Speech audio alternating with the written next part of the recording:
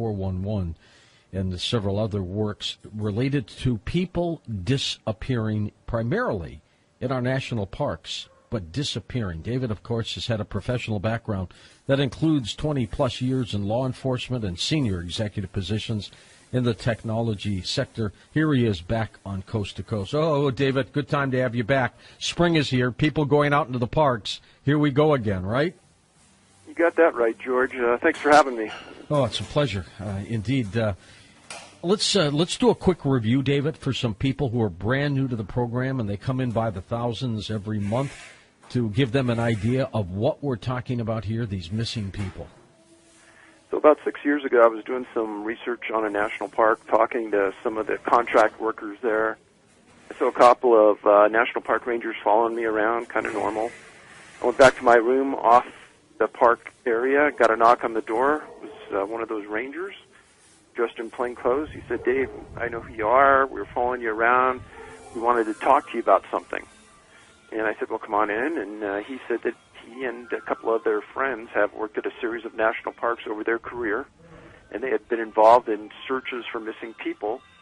And just by chance, they got together and talked about their experiences, and they agreed that where these people went missing, the length of time they were gone, the effort that was made to find them was wholesome and hard during that first 7 to 10 days.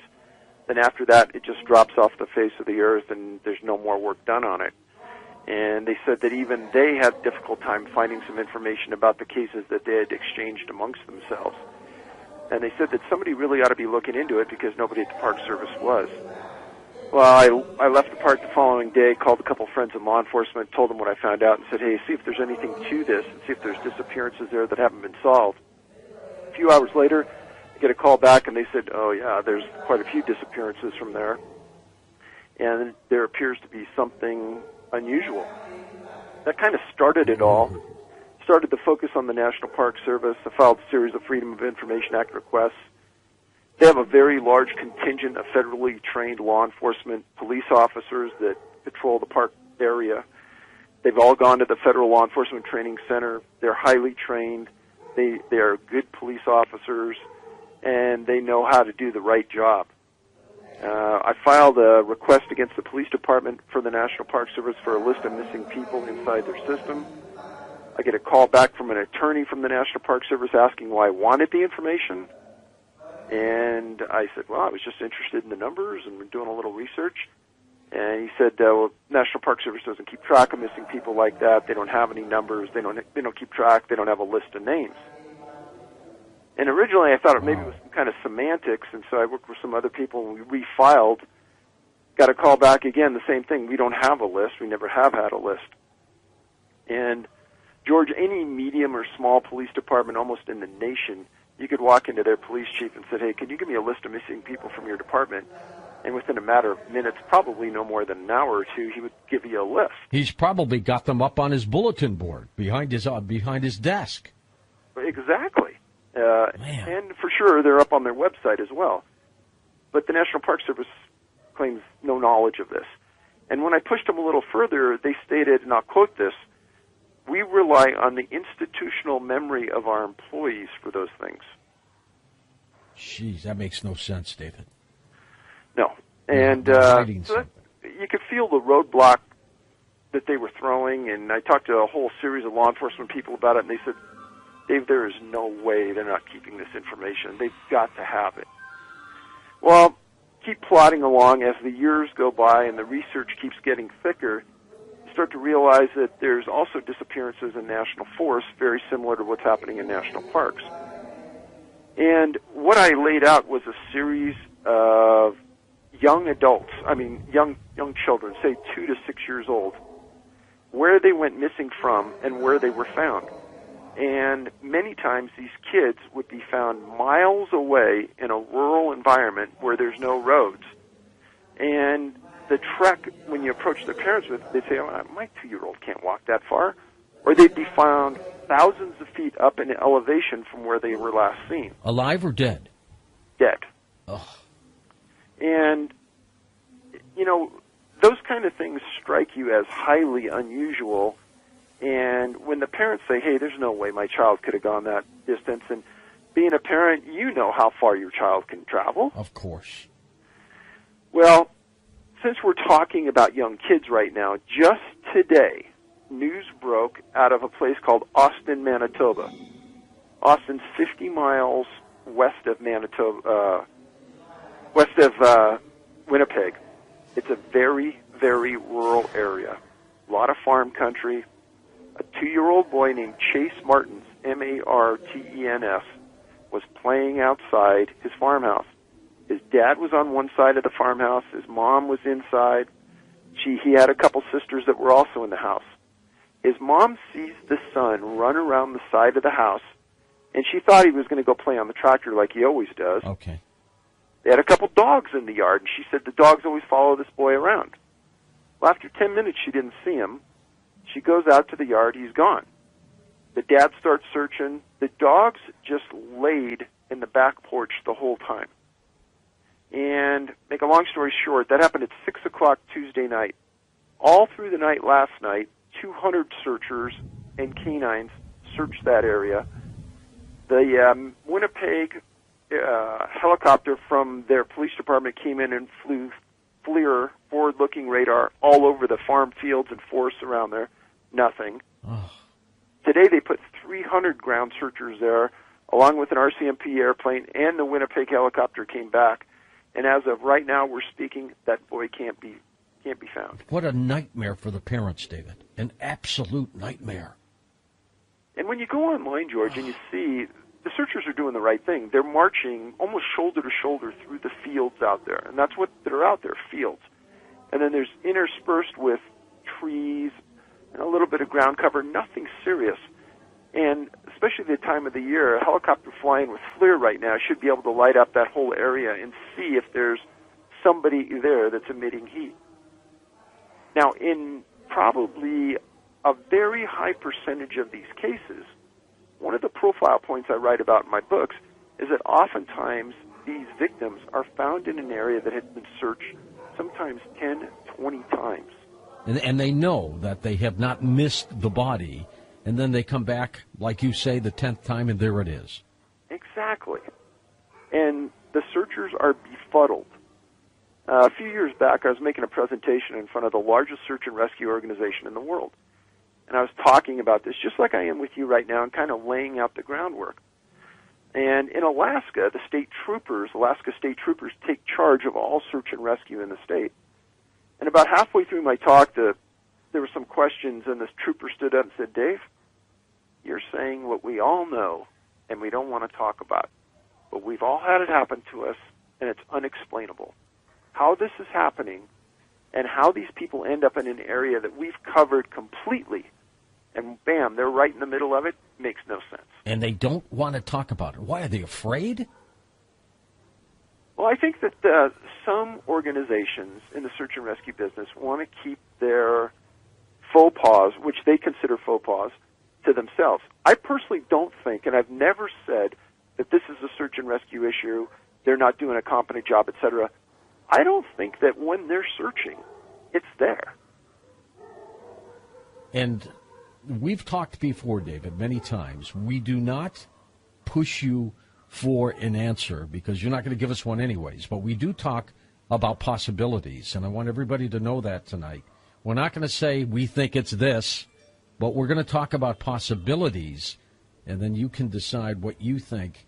But I've got to tell you, it is as bizarre as anything I've ever heard, and it's got to be for you too, David. Well, what's tough, George, and you're a parent, you know this, that when you see these stories come across, like this one with Chase that I just talked to you about, it tugs at everybody's heart who's a parent. Oh, it does. Yeah, you know, I can't say that I can feel for the parents and know what they're going through, but I can tell you that it's got to be one of the most horrific things a human can go through, not knowing what's happened to their child. You know, I used to, when I was younger, with my children, I would see people at a mall or shopping center with a dog leash on their kid, and it was attached to his back, you know, with some kind of an apparatus. And I used to think, David, that was the cruelest thing I could ever see, until it dawned on me they're petrified of the kid wandering away. and, they want to give him about 20 feet, and, they kind of like tug him back when he gets too far. I don't think it's that bad anymore. I think that there's going to be those people who thought like you did. But once you read the cases, how a parent says, my son, my little 2-year-old, was right behind me. He can't run that fast. I turned around and he's gone. Just gone. Exactly. Just gone. It makes you think, well, maybe those devices might be pretty good. In terms of the sex of the missing person, is it more male than female, or is it the same? Does it balance out? I think as you get older and you start talking about men or adult women, on that end of the scale, it's more men. I think at the younger end of the scale, say between 2 and 8, it's almost a balancing point there. Balancing, okay. There's been a lot of young girls and a lot of young boys that have disappeared and been found under unusual circumstances.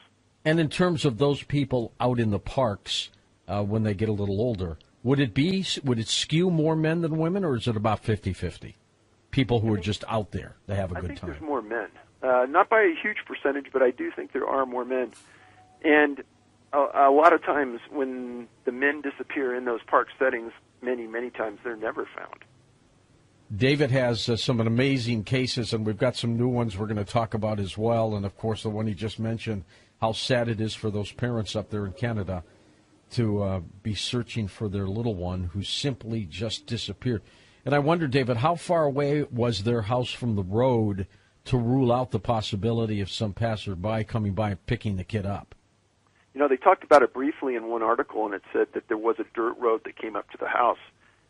But coming from law enforcement, and you've got to apply logic to this, is that a pedophile or somebody who's trying to prey on a young person like this, one of the last things they want to do is be seen. And if you're going up to an isolated farmhouse somewhere in the middle of nowhere, number one, those people carry guns. That's right. And the mother and the father are going to hear a vehicle that comes up that kind of road. David, we're going to take a break. We're going to come back and talk more about Missing 411. And our special guest tonight for 3 hours of the program, David Paulides, as we talk about Missing 411, people who simply vanish. An incredible story. And we'll take your calls later on tonight with David as well, so you'll become part of the program. And welcome back to Coast, David Paulides with us. David, on one of my computers in the studio, I've got my wallpaper on the computer is looks like a national park. I'm going to get rid of it right after this show. Get that away. So how are you doing on your Kickstarter campaign in the movie? Did you wrap that up, or are you still doing it? We are done with the Kickstarter long ago, many months ago. We Good. Went 50% over our goal. We totally blew the numbers out. Super. Right now the movie is done with the first stage of editing. It's going to colorization and sound within the next 2 weeks. So we're right on target. Everything's going real good. Good. Appreciate the help you gave us. And you're happy with it? Oh, I'm ecstatic with it. Okay, I can't wait to see it. And if you get us a little clip, we'll put it up on the website when the time comes, okay? Absolutely. Now, back to these. I'm going to ask you a mathematical question. And this would be, out of 10 people who disappear, what percent do you think are people who merely wander off and get lost? Whether they die or they're found later, not the case. But what percent of 10 do you think simply wander off? I think it's a very high percentage. And when we go through the vetting process to get to the cases that we'll talk about, we take away all of the ambiguous nature associated with that. There's a lot of people who voluntarily want to disappear. Maybe they have mental health issues, they're suicidal, whatever. If there's anything about that in their profile and their background, we won't look at that. There's an entire series of things that we look at that kind of narrow it down to what we're really focusing on. One of the big things is geographical clustering. There's 58 geographical clusters of these missing people that fit this profile in North America. One of them happens to just be very near Winnipeg, where we talked about earlier. So in these geographical clusters, they go back not decades, sometimes centuries, with these same type of disappearances. We have one case going back to 1752 that's almost an exact hit to what we're talking about. Jeez. So I hear what you're saying. To give you a number, I'm sure it's extremely high because there aren't a large percentage of standard missing person cases that fit our profile. Now, a serial killer wandering around the park system, I would say that might be pretty low. I think, and we've talked about this on the air. I think it's infinitesimally small. The reason being is that I think it's been 5 years now. The law says that if you have a concealed weapons license, you can carry a gun in a park. Well, I live in Colorado, and I know on the trails in Colorado, probably 80 to 90% of the people on the trail carry guns. So if there's a serial killer out there, very soon there's just going to be a shootout on the trail. No question. Yep. Somebody's going to die. And you never hear about these type of abductions on the trail, killings, shootings. It just doesn't happen. The next I'm going to cluster in a grouping of the unusual, the supernatural, and it could be Bigfoot is grabbing somebody, a UFO is beaming people up, perhaps a portal, some kind of other dimension that they fall into and they can't find their way back. I'm going to cluster all those together, David. And, based on just reading your books and the work you've done, I would say that's a probability that cannot be ruled out. So in this first hour, we were going to talk about just cases in national parks, forests, and things. And then in that second hour, we were going to talk about my last book, and that is disappearances of young men near rivers, creeks, ponds, etc., where they just disappeared, sometimes amongst a group of many people. Nobody saw them leave. They just vanish, and they're found later on in this body of water. Well, to me, there's a lot of people out there who say, oh, it's got to be Bigfoot, or it's got to be this, or it's got to be that. I have yet, and I'm not just saying this, but there's thousands of friends on Facebook that comment daily about this. Yes. I personally do not know, George, of anyone who has read all of the books and has said, yep, it's got to be this. Because once they read the books, the variables don't fit any one specific entity or idea. And many people think that there could be something unilateral going on. You know Richard Dolan. Oh, real well. So Richard and I talk. We have these really great conversations because he's a super smart guy. Oh, he really is. He's a human think tank, isn't he? Oh, he is. And he said, Dave, after reading the books, he goes, I think sometimes that it's got to be some overreaching intelligence that is so far beyond our comprehension in how it works, how it targets, how it deciphers when and where to do it, that we couldn't even understand it probably if they explained it. Well, you know what? You can't rule that out. Right. You cannot rule it out. It is so baffling, so frustrating. I tell you what, I would be hesitant to take a group of people or kids into a national park system without watching them every second. And you can't do that. No, you can't. It's impossible. You were talking about the movie. I was in Larimer County, Colorado, and we were talking to the undersheriff about a case that's in the movie. And one of the questions I always ask one of these administrators in any sheriff's department is I said, hey, do you have any open cases out there that fit with what we're talking about? And this undersheriff from Larimer County said, yeah, I sure do. Well, in past shows and in my past books, I've talked about there seems to be an abnormal number of people that have a German heritage. And I almost fell out of my chair when the sheriff came back and handed me the report on this guy who went missing in Rocky Mountain National Park in February of 1983. He was 27 years old. His name was Rudy Loder. That sounds German. Rudy was a German national on vacation. He had prior time with the German Mountain Army Corps. Oh, my gosh. He was a veteran of 2 different Himalayan trips, and he was considered an expert in mountaineering and extreme weather conditions.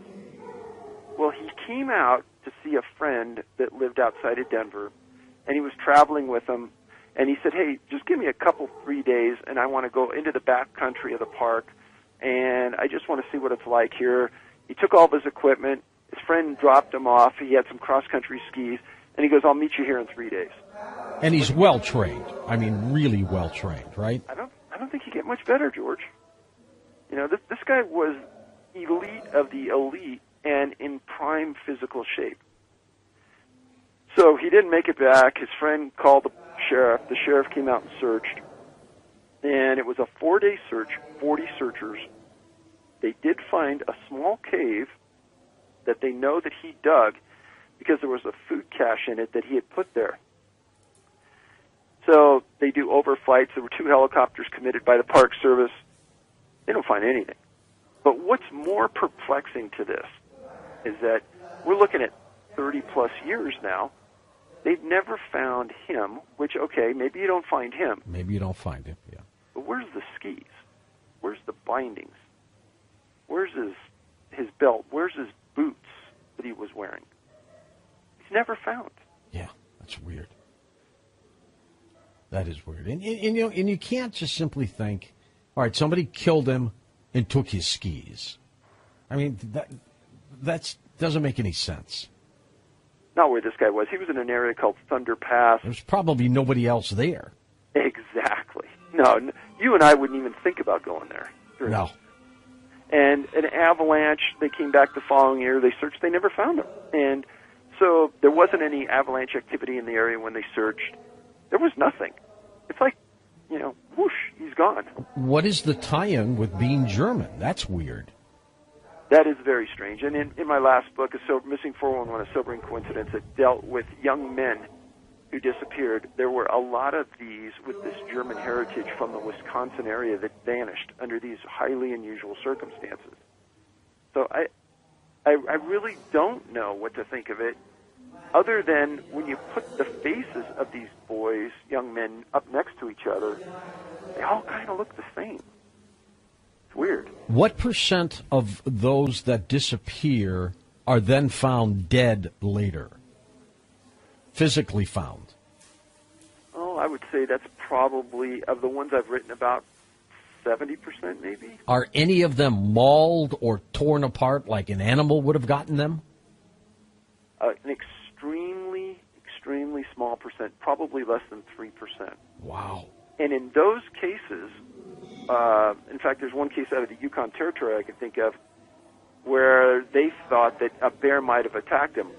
Well, it's strange because in reports written in articles and newspapers and things, it says that there's bear scat found at the scene with his clothing in the scat. Well, I interviewed the natural resource officer on that case. His name was Bart Schleier, the stud of all studs, a mountain man, a graduate of Montana State, and an expert on bear. And the natural resource officer who investigated that case for Yukon said, Dave, it was an absolute lie. There was no clothing. I don't know where they got that. I don't know who said it, but it didn't come from me, and I was the guy in charge of the investigation. If anybody dies out in the wilderness, will an animal eat a dead body or not? Oh, yeah. They would.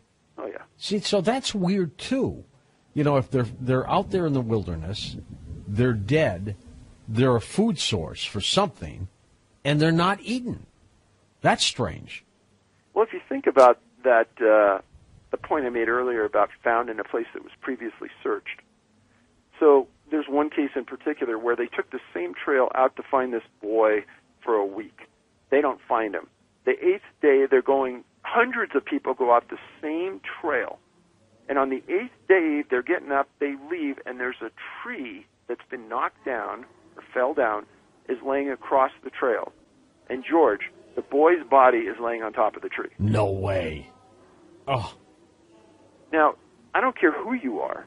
You've got to think, there's a message there somewhere. That's right. They for sure want us to find that body. But then my question is, where was this boy during the previous times?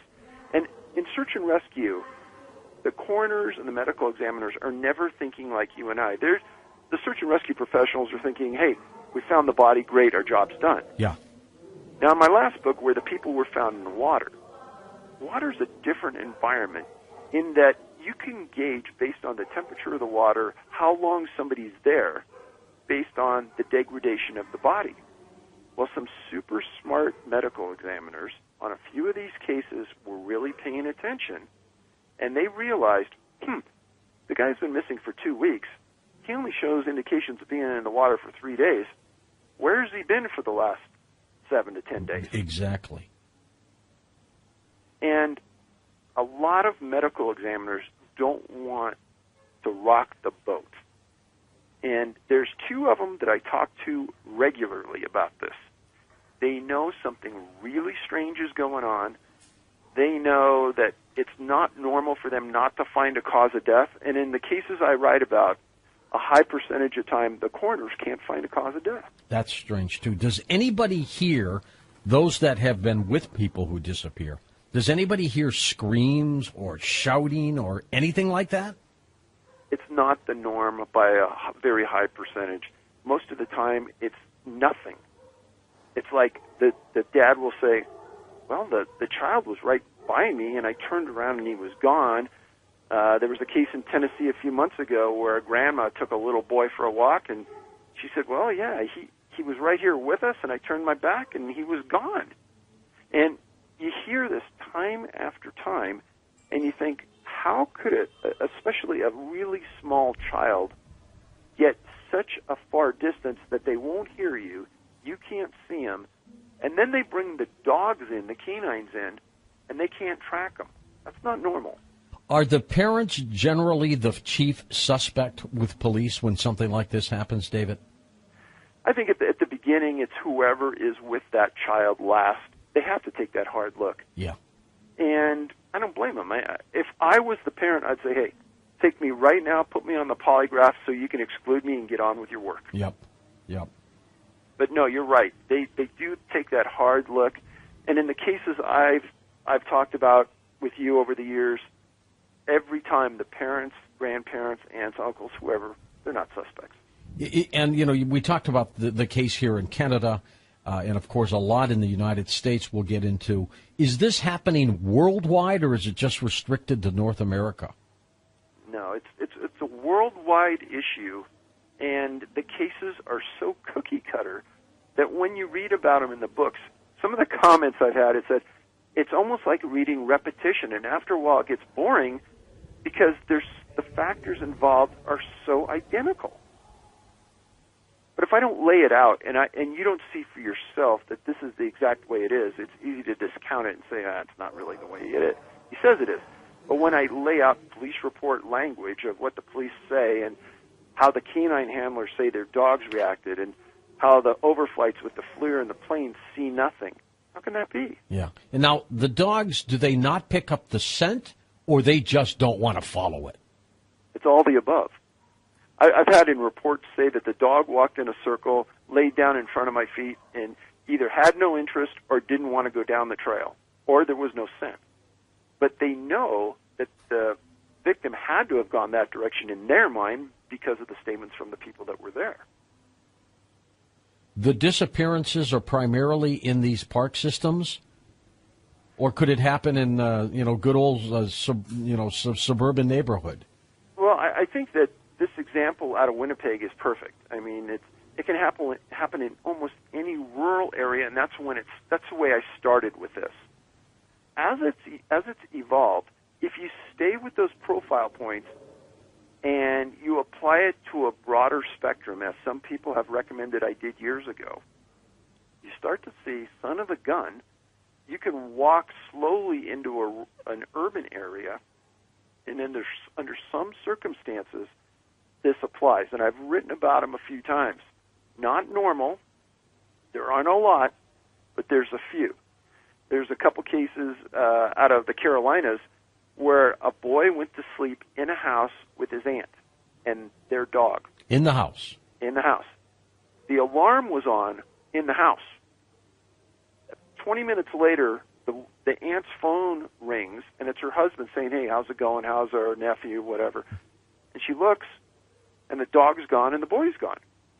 And the alarm didn't go off. The alarm didn't go off. It should have. And just so happens that there was a second boy that disappeared within miles of that location a few years before that, disappeared, also wasn't found. 2 boys in the same proximity, very similar circumstances, were never found. Very, very strange indeed. David, give us your website. It's first of all, don't go to Amazon and buy the books. Those are resellers charging exorbitant prices. Aha. Okay. We sell them on our website. It's Can-Am, like Canadian American, CanAmMissing.com. Super. We're with David Paulides. We're talking about his Missing 411 series. I've got to tell you, folks, one of the most riveting stories I have ever heard in my career as a broadcaster since 1969. That's a long, long time. We're going to come back later on with David Paulides, of course, and take your calls. But next hour, we're going to get into some more specific cases, new cases of disappearance, and it's just chilling, absolutely chilling. So stick with us, and David's going to have a movie out soon, and we'll let you know all about that as well. And if the movie's anywhere close to the book, and I'm sure it will be, it'll chill you, but you got to watch it. I'm George Norrie, back in a moment on Coast to Coast AM.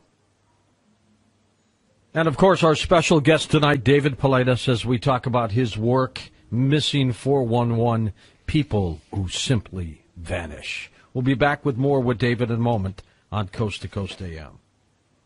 Welcome back to Coast, our special guest, David Paulides, tonight. David, let's get into some of these cases that you've been working on. How about the one from the University of Wyoming student? What was the person's name? Morgan Hyman? Or Heimer? Yeah, and a very good young man, University of Wyoming student, and he was one of the guys working on one of the drift boats going down the Colorado River through the Grand Canyon National Park. I just got the report on this about a week ago from the National Park Service. When it happened, Morgan was with a group of people that going down on a float trip. They pulled over at an area that almost every group stops at. There's a small creek that comes in. They walk up the adjoining valley, and there's a small waterfall that goes into a big pool. And the patrons jump off the ledge. They go into the water and they swim around. And they send a couple of guides from the trip, and Morgan was one of the guides that went up with the people. As they're there, the group's getting ready to go. Morgan and another guy who's the lead guide, he backs up. Morgan's at the back. They're getting ready to leave. The other guy turns around in the report and says he's gone. There's no place to go, George. He's gone. Kind of a box canyon at the end of a waterfall. There's no way to get out. There's no place to go. Morgan was last seen wearing a life preserver, carrying a water bottle. The water flow from this creek would probably come up to maybe between your ankles and your knees. There wasn't a lot. When this incident happened, one of the members of this group, of the canyon trip, called me. This happened June 2nd of this last year. And they said, Dave, nobody on this group could figure out what happened to Morgan. He disappeared so quickly and so fast, nobody knows. In the National Park Service report, it said there's no indication that he ever came out of the canyon. There's no indication he flowed downstream. There's no indication that he even attempted to come off the trail, and nobody can say where he was. It's a very, very unusual case. They all are strange. Now, when you said that the Park Service sent you the report, are they starting to cooperate now with you? No, that's pretty funny. A few years ago, they classified me as a commercial requester. And that gave them the ability in their own world to charge me whatever they wanted to for the reports. And fans out there heard about this and said, Dave, let me request the report, and they'll charge, a normal person $5, $6, $7 for the report. They want to charge me hundreds of dollars for the report. So it's one of those fans out there that got this report for me and forwarded on, and that's how I got it. No, they aren't cooperating at all. Is there anybody that you can go to, a higher up, and say, look, enough is enough, I need more information? There probably is, George, but I don't think that the Park Service looks at me as being a friend. Really? I think they want these things to Quiet. stay within the confines of the Park Service, and they don't want the public to hear about it. And the fact that you publicize it, now with us, of course, we're probably not very welcome. I'm not high on their list of friends. No, not at all. What other cases are you looking at? Well, there's an interesting set of cases in Chiricahua National Monument. This is in Arizona, kind of in the southeastern part of the state. And pretty remote area. It's a national monument, which means it's under the control of the National Park Service. In this location, in January 13th of 1980, a temporary superintendent of the park, a ranger named Paul Fugate, disappeared. The primary superintendent was gone for the week. Paul was in charge. He told some people there at the park that he was just going to take a walk into the backcountry. He'd be back. He never came back. Huge search. A box, a file probably the size of a large cardboard box I've got on this case. It's baffling. But that's not the story that I'm here to talk to you about. But this area around Chiricahua is a cluster zone that, if you don't include Paul and the two other people I'm going to tell you about, there's 4 other people that have disappeared around this area. Now, June 19th of this year, a 44-year-old woman named Janet Castrojohn, she had a brain injury when she was young. She's considered disabled, traveling with her mom and dad in an RV. Her dad is a physician. They went into this place called Rustler's Campground inside Chiricahua. The mom and the daughter get out of the van, and they're walking towards a pay station to pay their campground fee.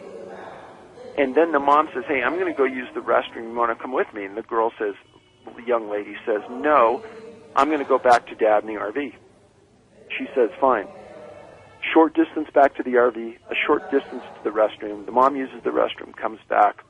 She doesn't. The girl, Janet, never made it back to the RV. Park Service and the Sheriff's Department bring in bloodhounds, ground teams, air teams. No tracks, no blood, no sounds, no scent, no nothing. Absolutely nothing. She's gone. June 19th, 2015. Now, 3 months later, September 13th, 2015, same campground. A man named Lawrence Cosden, K-O-S-D-A-N, went to the campground. He was from a city in Arizona, and he liked to go to this one place and walk around, carry his cat. There's a receipt on his dashboard stating that he entered the park on the 13th. People saw him on a hike with his cat. Well, he didn't return home, and eventually on the 17th, 4 days later, some friends report him as missing. They thought he'd be in the campground. They find his car on the 20th. A 3-day search, they found nothing. And the search was terminated on this event because of bad weather per the sheriff's office. So now you have Fugate the ranger, Castrojohn, and Cosden, 2 in a 3-month period that disappear and aren't found, and coupling with Fugate. And what I've said about this is that it's rare that 2 people go missing in the same location in the same year. This is a rare event. To not either one of them been found or some part of what they were carrying been found, no scent, no nothing.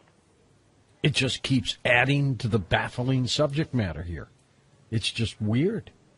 It's troubling. That's what it really is. And you'll read articles and they'll say, well, you know, there's a lot of criminals in this area because they come through the area from the border and they're smugglers and things. But you never hear about any arrests of any of these people inside of the monument. And the other thing, too, David, is the torment that the victims, and I'll call them victims, but the victims' friends or parents go through when they can't find their loved one has got to be one of the worst feelings ever. You know, one of the things is when I talk to these people, you can just see it in their face, you can feel it in their skin. In Janet's case, her mom and dad came back almost every weekend for the following 3 months looking for their daughter. That's how nerve-wracking it was on that family. Unbelievable. Now, the next case to me, should be front-page headlines in every newspaper in the United States. Oh, jeez. Joe Keller, 19 years old, disappeared July 23rd of this last year. Bar, Southern Colorado, a place called Cornelius County, near a city called Antonito. He was staying at a guest ranch, a place called Rainbow Trout Ranch. You can look it up. It's owned by a family member. Well, he and a buddy were traveling cross-country, and they had planned to meet his parents at this ranch and spend a week just having fun. It's a beautiful location. Well, the guys got there, and every day in the afternoon, he and his buddy would take a run. And if I put these guys in front of you, George, you'd say, wow, they're in peak physical condition. They're studs. And they went running on a dirt road inside the confines of this dude ranch. And one of the guys that Joe was running with had a GPS watch so they could kind of track their progress. And they're running along, and Joe's friend says, you know, I hear him behind me most of the time. And I mean, they're relatively close, I would assume. As they jog, they probably jog together. Exactly. And but at one point, Joe got behind him. Now, there's another key point, and in the books I write about it, is for some reason or another, it's that last person in line who doesn't have any eyes on him is the one that disappears. You know, I was going to say, you don't want to be the last person, folks, no matter what. And, in fact, an author for the Huffington Post wrote an article about one of the books, and it titled it, Don't Be Last in Line. Well, Joe was last in line. He disappears. His buddy runs in, tells people, hey, I lost him. They go back out. They look. The Cornelius County Sheriff comes out. They don't have a real big sheriff's department, but they search. They put a drone up. They put FLIR up. They bring a dog to the scene.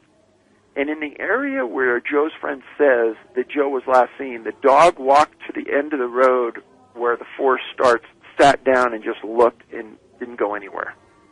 Never found a scent leaving the road. That was it. Now, Joe was from an area called Bradley County, Tennessee, and his dad was a contractor there. I talked to him. His name's Neil. Really nice guy. Completely lost man. Completely. He's distraught, isn't he? He's distraught and destroyed. And the Bradley County Sheriff offered to send a platoon of his deputies out to help this little rural county. Originally, Cornelius County said, nope, we've got it handled. Well, Neil said, hey, all the help we can get, we need it. And the county said, no. Eventually they said yes. The sheriff sent two guys out. They searched. They found nothing. Make a long story short, it's gone on now for months and months. I don't know where Joe Keller would have went. He was running with his friend. Everybody was in a good mood. They were going to spend a week there. There's no place to go. Did the friend ever say, David, how far behind that Joe got? Yes, he didn't think he got that far behind him. That's what the words were. I wonder if that's a block, 100 feet, but we don't know that, do we? And again, there was no sign of an animal attack, no sign of a struggle, no blood, no nothing. And you would have heard an animal attack, right? I would assume the animal, if it comes out at you, is, once it hits, it's, roaring and everything else. Yes, exactly. Or the guy screaming. You're gonna scream for a moment. It's not like you're instantly dead. So no, you're gonna fight for your life. Yeah, exactly. Hollering, calling your buddy back, everything else. And if the animal did take you, there'd be drag marks, there'd be blood, there'd be hair. If you were shot, the witnesses would hear the shot.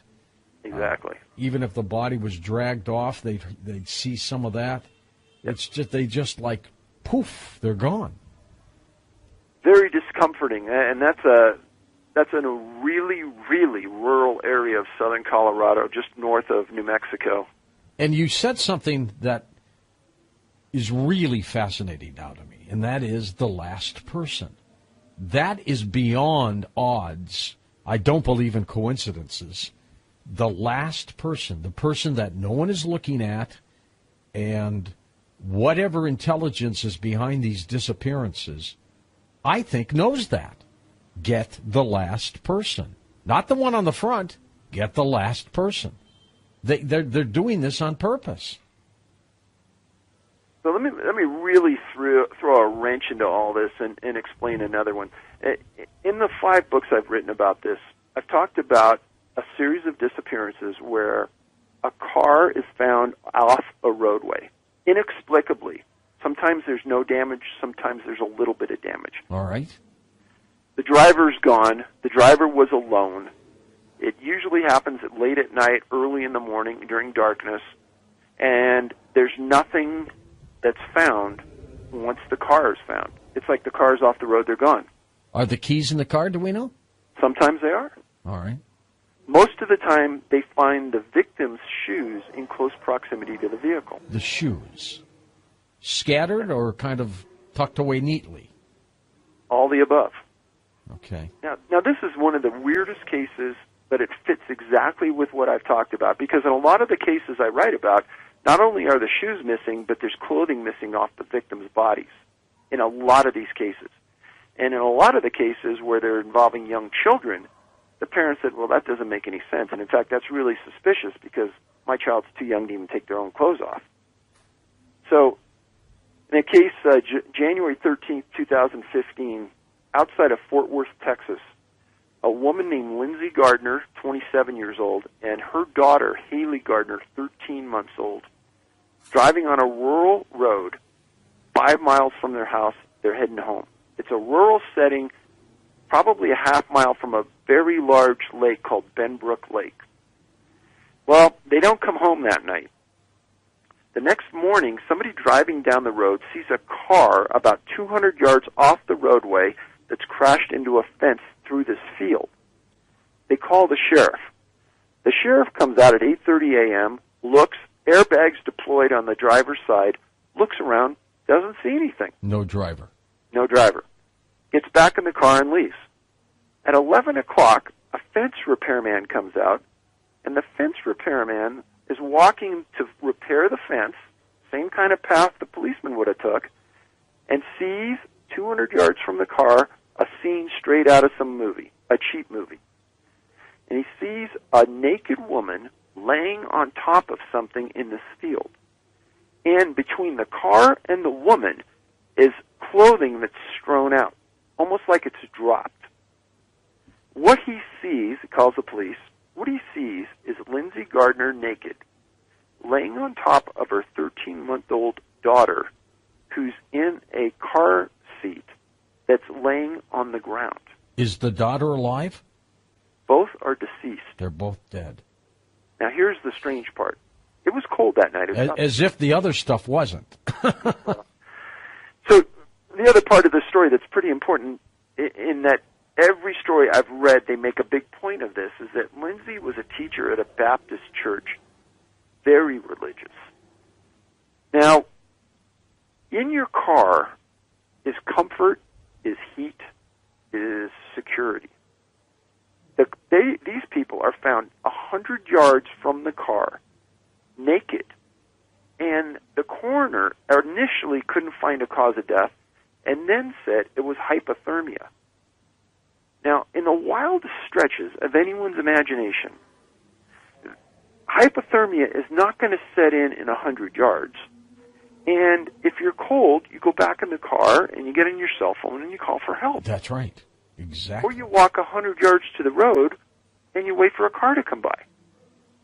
Yet both of them die of hypothermia, supposedly, and the mother is naked. Now, one would assume, if you want to think logically, that some passerby came by and killed her and killed the little kid. You would think. But that doesn't make sense either, does it? I don't think it holds water at all, George. And I give the medical examiners a difficult time because they don't want to dig hard and really do the outstanding job they should be doing. Did they, do you know, David, find the cell phone? Did she have a cell phone? She didn't have one. She didn't have one. But who wouldn't have a cell phone nowadays? That's strange. But I talk about this case because there's a couple points here that are important. And one of them is that nobody develops hypothermia in 100 yards walking away from a car, number one. Nobody strips their clothing on a cold night. No. Two. No. And number three, the important point here is that the sheriff came out, walked to the car, and he never saw the clothing or the bodies. So were they there when he was there 2 hours, 3 hours earlier? This is strange. It's a very, very, very disturbing case that's bothered me for a long time, and I wish I understood how more about the facts behind it, but I think I've got them all, and it just doesn't jive. And you have to just wonder what her husband, if she was married. Was she married? She was married, and very happily married, and the husband was just, as you can imagine, destroyed. This is something you don't get over. Never. It doesn't go away. The suffering, the pain, it's just to imagine what might have happened to them. So no visible injuries to either victim. Coroner originally stated no cause of death, later changed it to hypothermia. 100 yards from the roadway, 100 yards from the car. David, let's talk about some water-related deaths and disappearances next. Next hour, we'll take your phone calls with David Paulides as we talk about Missing 411. What an amazing story. I've still got more cases to go over with him as well. So we'll be back in a moment on Coast to Coast AM. Welcome back to Coast to Coast. David Paulides with us with just remarkable stories. And David, do these stories come to you now? Are people emailing you these stories saying, hey, somebody just disappeared here? How do you find them all? Stories of everyone who disappears, and I think people really need to read the books, go to your library, get them, whatever, and understand the profile that we're looking at. We're not interested in everyone who disappears. It's disappointing that they do, but I don't have the time for it. We're looking for the specific profile points that point to these people fitting a specific class that disappears, and that's what we're looking for. Let's talk about some water-related disappearances and tragedies as well. Let's pick it up with Martise Wyndham. What happened there? So the cases we're going to talk about for the next 3 or 4 here all occurred in the greater Minneapolis-St. Paul area. Now that's weird. It is very strange. And in my last book, I identified a series of places in North America and in other countries where this is happening at a very, very high degree. The number one place in the world right now where this is happening is in Manchester in the UK. Manchester has a series of canals and rivers that crisscross the city, and they have had a number of young men that have fallen into these canals and died. And a large percentage of them, the medical examiner said, we don't know what killed them. And in some of these canals, you can stand up and walk out, but they're dead. So Manchester, the UK. Now, let's talk about St. Paul. Martise Wyndham, 38 years old, disappeared November 7th, 2015 from Savage, Minnesota, the city just southwest, right on the periphery of Minneapolis, St. Paul. He owned a credit recovery business. He coached youth basketball in Lakeville. He lived just south of Park Drive and east of Highway 13. On the 7th, he put on his running shoes and he told his family he was going to go for a run. He never came back. Now, I've written many stories about these people that have gone for a run, never come back, later found in a body of water. His body was found almost 4 months later on the 11th of March in a holding pond behind a Target store on Highway 13. And when you look at this holding pond from the air, 3/4 of it is surrounded by real tall trees and thick brush. Now, as of today, there's no cause of death released by the coroner. Still? Nope. Huh. Now, I wrote about a case in my last book, the case of a boy named Joshua Swalls, 22 years old, from Indianapolis. He disappeared on 11/2/12, went to a friend's house to visit near midnight, arrived, socialized, having a good time. He left his phone in the residence, and he said, hey, I'm just going to go outside for a second. He was never seen again. Now, there's a retention pond next to a Kruger store about a quarter mile away. And rescue workers that were looking for him the next day found his shoe kind of on the periphery of the pond. Indianapolis Fire put a tactical dive team in this pond. It's not a big pond, George. It's probably 2 or 3 times the size of a normal swimming pool, if that. And probably not very deep, I would guess. No. This tactical dive team spent the day, cleared it, said there's nothing there. Now, fast forward to the 23rd, an employee of the store is walking by the pond, and he sees the body in the water. Fire department comes back out. They pull the kid out, no shoes, no socks on. Now, here's the important point, and something that's overlooked by some investigators. So he went missing on the 2nd of November, 2012. He's found 21 days later in that pond. The coroner said that the body appeared to be in the water 1 week. It would be like falling apart if it was in the water that long. So his parents said in a lengthy interview that their son, number one, never took his socks off ever, even when he was walking around their house. He was a really good swimmer, and he would no way ever in November go in a pond for a swim. Now, the coroner ruled it accidental drowning, and he hedged it. He said, well, it's possibly accidental drowning, meaning to me the guy's not real sure. And when you look at the totality of what I've done in this last book, and there's probably been 50 more cases this year just like this, important point, the coroner said it appeared the body had been in the water for 1 week. Where was he for 2 weeks out of that? And how did he get out there? A quarter mile away when he simply went outside that house for just a little bit, and then he disappeared. Now, another key point to this is that he didn't have a cell phone with him. I've written that it appears as though that's one of the target points. Well, I was just going to ask you that, because of the other case of the woman found dead with her little baby. You said no cell phone. This no cell phone. I find that to be ironic, especially with a 22-year-old young man. They live on their phones. For sure. Now, in this case, he forgot his phone, right? Well, he left it inside the apartment, and they didn't say what the reason was behind it, but even that, I mean, how many people leave their phones just sitting around? Unless they forget it, not a lot. Right. Now, in this last book of mine called A Sobering Coincidence, I talk about a number of these disappearances where the person that disappeared is on the phone with somebody as they vanish. And what they say is completely bizarre. Sometimes they'll say, where are you? I need you here now. Boom, phone goes dead. They're found in a river, 3 miles away 30 days later. Now, here's probably one of the most bizarre cases you will ever hear. Henry McCabe, 32 years old, he's an auditor for the state of Minnesota, a revenue auditor, very smart man, did a lot of public speaking to businesses and things about revenue Minnesota. Mm-hmm.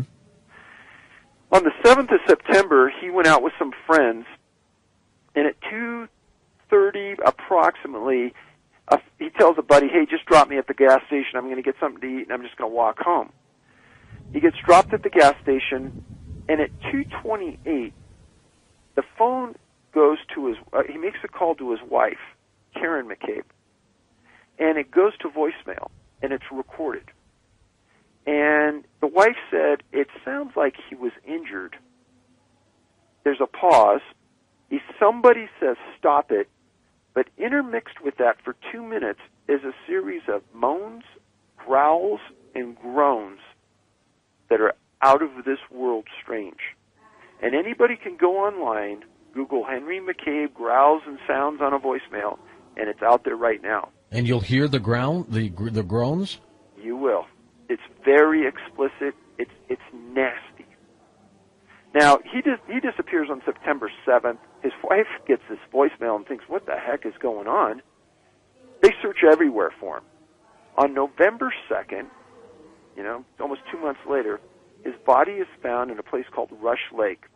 And a kayaker is going down the lake, finds the body in the water, calls the sheriff. The sheriff comes out, pulls the body out, and they say it's freshwater drowning.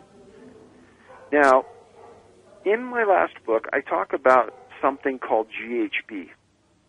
GHB is almost like a paralytic drug that makes you know what's happening to your body, but you can't move. And years ago, it used to be called a date rape drug. Now, in several of the cases I chronicled, the coroner went above and beyond their normal screening for drugs, and they screened for other things. And they found these super exorbitantly high levels of GHB in several of these people's bodies. Now, when you read things as though the parent says, yeah, he was a great swimmer, but if they had these super high levels of GHB in their system, they couldn't swim.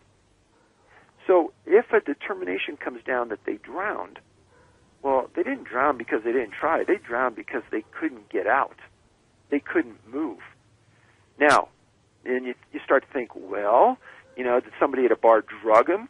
No. And the reason being is that the levels of the GHB that are found in their bodies, when it's tested for, are so far beyond the norms of what we see in people that have had date rape drugs. You have to think, how is it being administered and when is it being administered? And GHB is one of those things that's a naturally occurring agent in the human body. But one reason that it's a really good drug to use on somebody is that it comes out of your system really fast. And out of the, 20 drugs that a normal medical examiner screens for, GHB is not one. These cases just get stranger and stranger and stranger, David. So, again, that's the second case on the periphery of Minneapolis-St. Paul. Go to October 3rd, 2015. Joe Brune, 23 years old. He was captain of his football, hockey, and baseball teams when he was in high school. He was a graduate of Anoka College, and he was going to his friend's wedding at a Holiday Inn in Otsego, Minnesota. He was last seen walking across the street to a cornfield from the bar in the hotel. Everyone thought he was going to the bathroom or something. He never came back. He was reported missing. When this happened, George, I could have told you exactly where they're going to find this man because no more than 400 yards on the other side of this field is the Mississippi River. Another water case. And that's exactly where they found him days later. And they determined it was drowning with alcohol as a contributing factor. Now, go to March 25th, 2015, 4:59 in the afternoon, 21-year-old William Hempy. At 4:59, he calls his dad. This is in Rochester, Minnesota, just south of Minneapolis. Kid played competitive tennis, volunteered at the Mayo Clinic, was going to school and had come home for just a short period of time, was set to graduate from the University of Illinois in 6 weeks, outstanding student, outstanding person. Came home for the weekend. His dad bought him a new pair of Asics shoes, and he went for a run. His phone was last pinged at 55th Street Northwest and West River Road. He didn't come home that afternoon. He was reported as missing. His body's found a month and 1 day later at 7 p.m. in a pond in a quarry on Foster Arend Park. Such a strange place to find a body. I can't even explain to you how strange it is. Cause of death ever revealed? And that's obviously one of the things everyone's concerned about, and no cause of death was released by the coroner. Why not? Why don't they release these things? Maybe they don't release it because when they can't find it, they don't want to be embarrassed. That could be. Or maybe it's so horrific they don't want to scare everybody. Very true. Now, a very recent case, June 6th, 2016. If you notice, all of these guys that I'm telling you about, outstanding people, good athletes, usually doing some type of athletic event when they disappear. And they're all guys. They're all guys. Luke Gabbert, G-A-B-B-E-R-T, 19 years old. He was a freshman at Wesleyan University in Delaware, Ohio, just north of Columbus. He was considered a star soccer player, phenomenal athlete, disappeared just overnight. He was found the next morning on February 6th in a creek north of campus. It's called Delaware Run Creek. Key point, coroner can't determine the cause of death. Family's devastated. Nobody knows what happened to him, how he got there, why he died. Now, the thing is that as you go forward on these, if you don't know what you're looking for, there's something called plausible deniability. Mm-hmm. So if a lot of these guys have a lot of alcohol in their system, people are going to say, he was just an idiot, he walked, he fell in the river, and he drowned. That's right, hit his head, something. Right. But there's a few of these cases where plausible deniability is out. Gabbard didn't have anything in his system.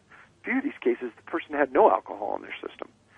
And even, I try to explain when I'm giving a talk to a group, even if there's alcohol in your system and you're a good swimmer, you're going to swim out of there. And the total number of cases where the coroner can't determine a cause of death, that is not normal. It's not normal at all. Most of the time they can. Their percentages are high. And why these are stringed into what I'm discussing tonight is that canines can't find a track. There's no witnesses ever to these people going in the water. Now, is this different, David, from the disappearances in the parks? Are we talking about the same thing, or are we talking about two different kinds of bizarre circumstances? Well, if you look at the profile points that you're applying to the disappearances in the parks and the forest, it's got to be related. Okay. And even though the people are found in the parks and the forest, there's a number of those cases where they couldn't find the cause of death either. Now, in my talks with the medical examiners about this, they said, yeah, that's not normal. We should be able to figure out what kills most people.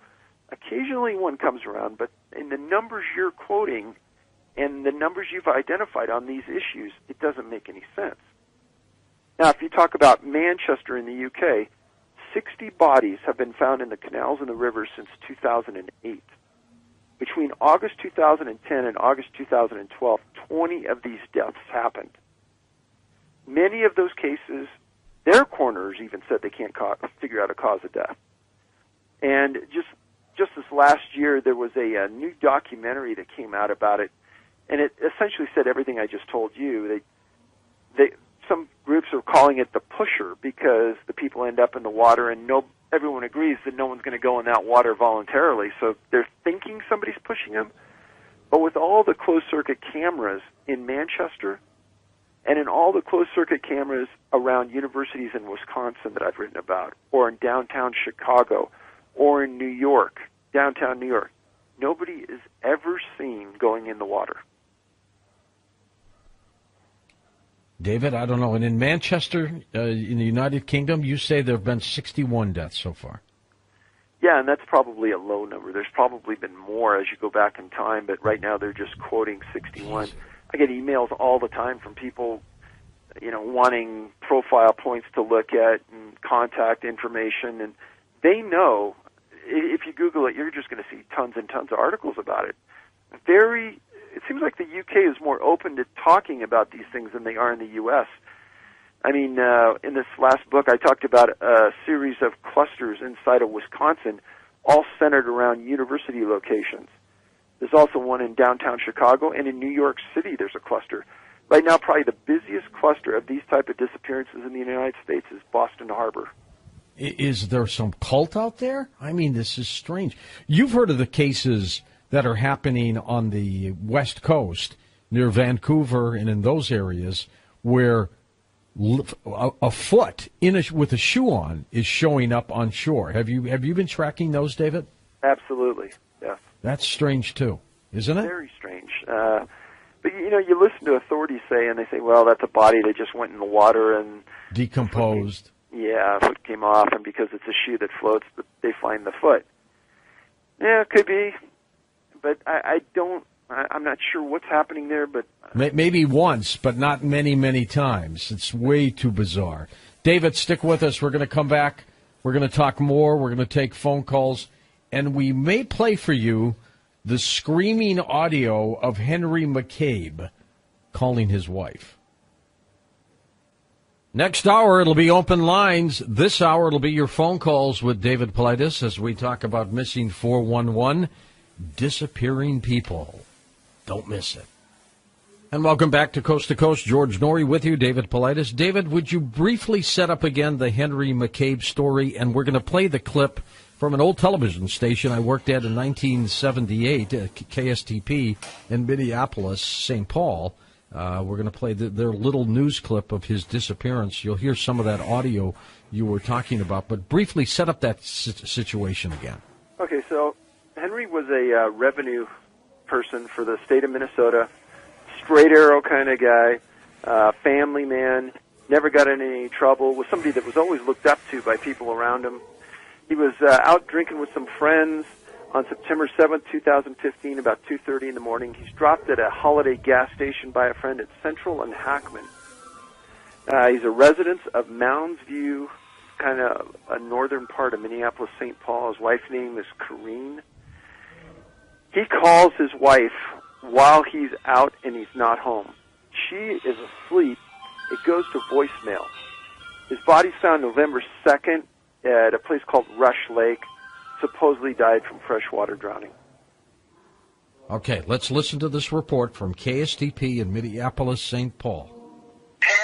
It's a voicemail unlike anything you've ever heard before. There are 2 minutes worth of noises, bizarre ones.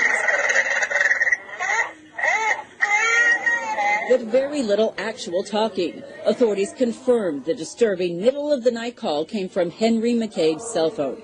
It was Labor Day, September 7th at 2:28 in the morning. McCabe's worried wife heard the message. Isn't my cell phone connected? Minnesota Community Policing Services is a nonprofit agency and acts as a go-between with police and the Liberian community.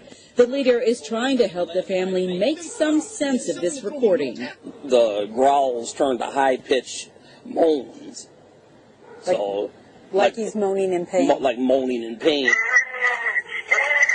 The tortured grunts suddenly stop.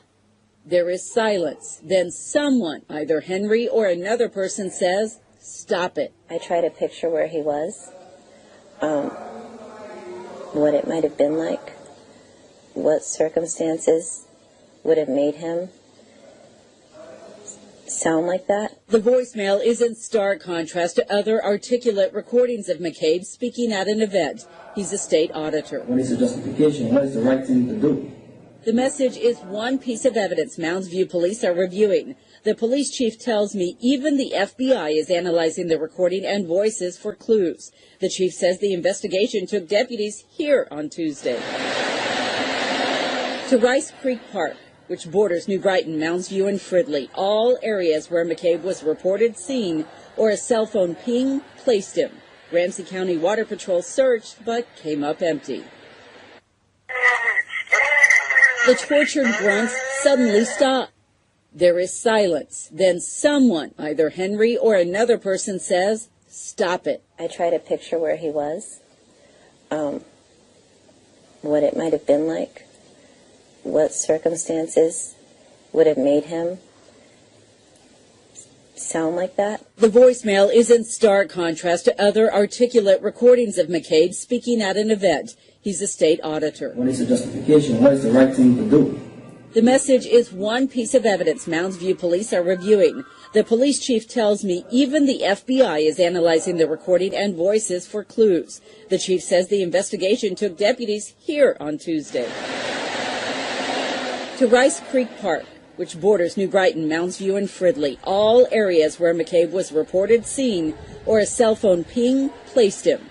Ramsey County Water Patrol searched, but came up empty. I've got to tell you, David, I've got chills running up and down my arms and spine listening to those sounds, the moans and the growls. They're horrible. It's definitely something that's unbelievably odd, because when his body was found, they said that there was no sign of injury, no torture.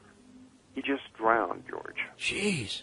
I'm wondering if in his course of being a state auditor, if he was stumbling across something or a company that they were auditing and somebody got upset with him. I don't know. Yeah, apparently the feeling of law enforcement is that it's just, quote unquote, a standard freshwater drowning, nothing unusual other than the tape.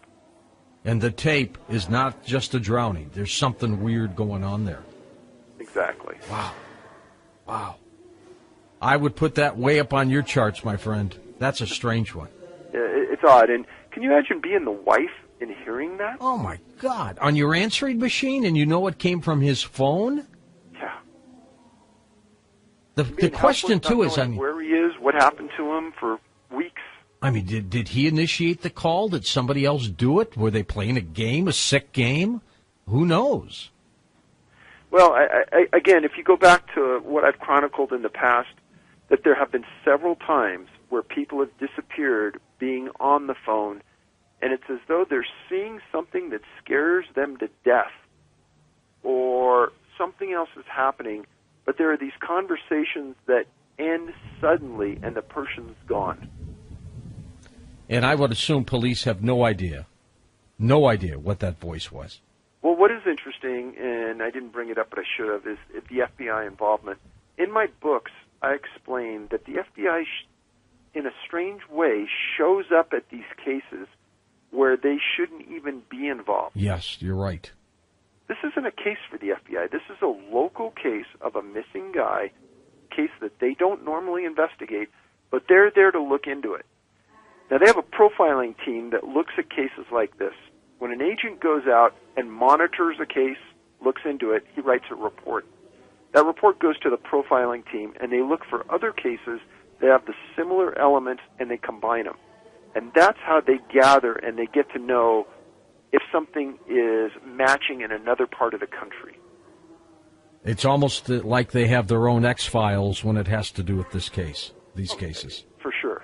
Let's go to the phones for you, David. Let's go to Rick, truck driving in Illinois, first-time caller for us. Hi, Rick. Go ahead. How you doing, George? Good.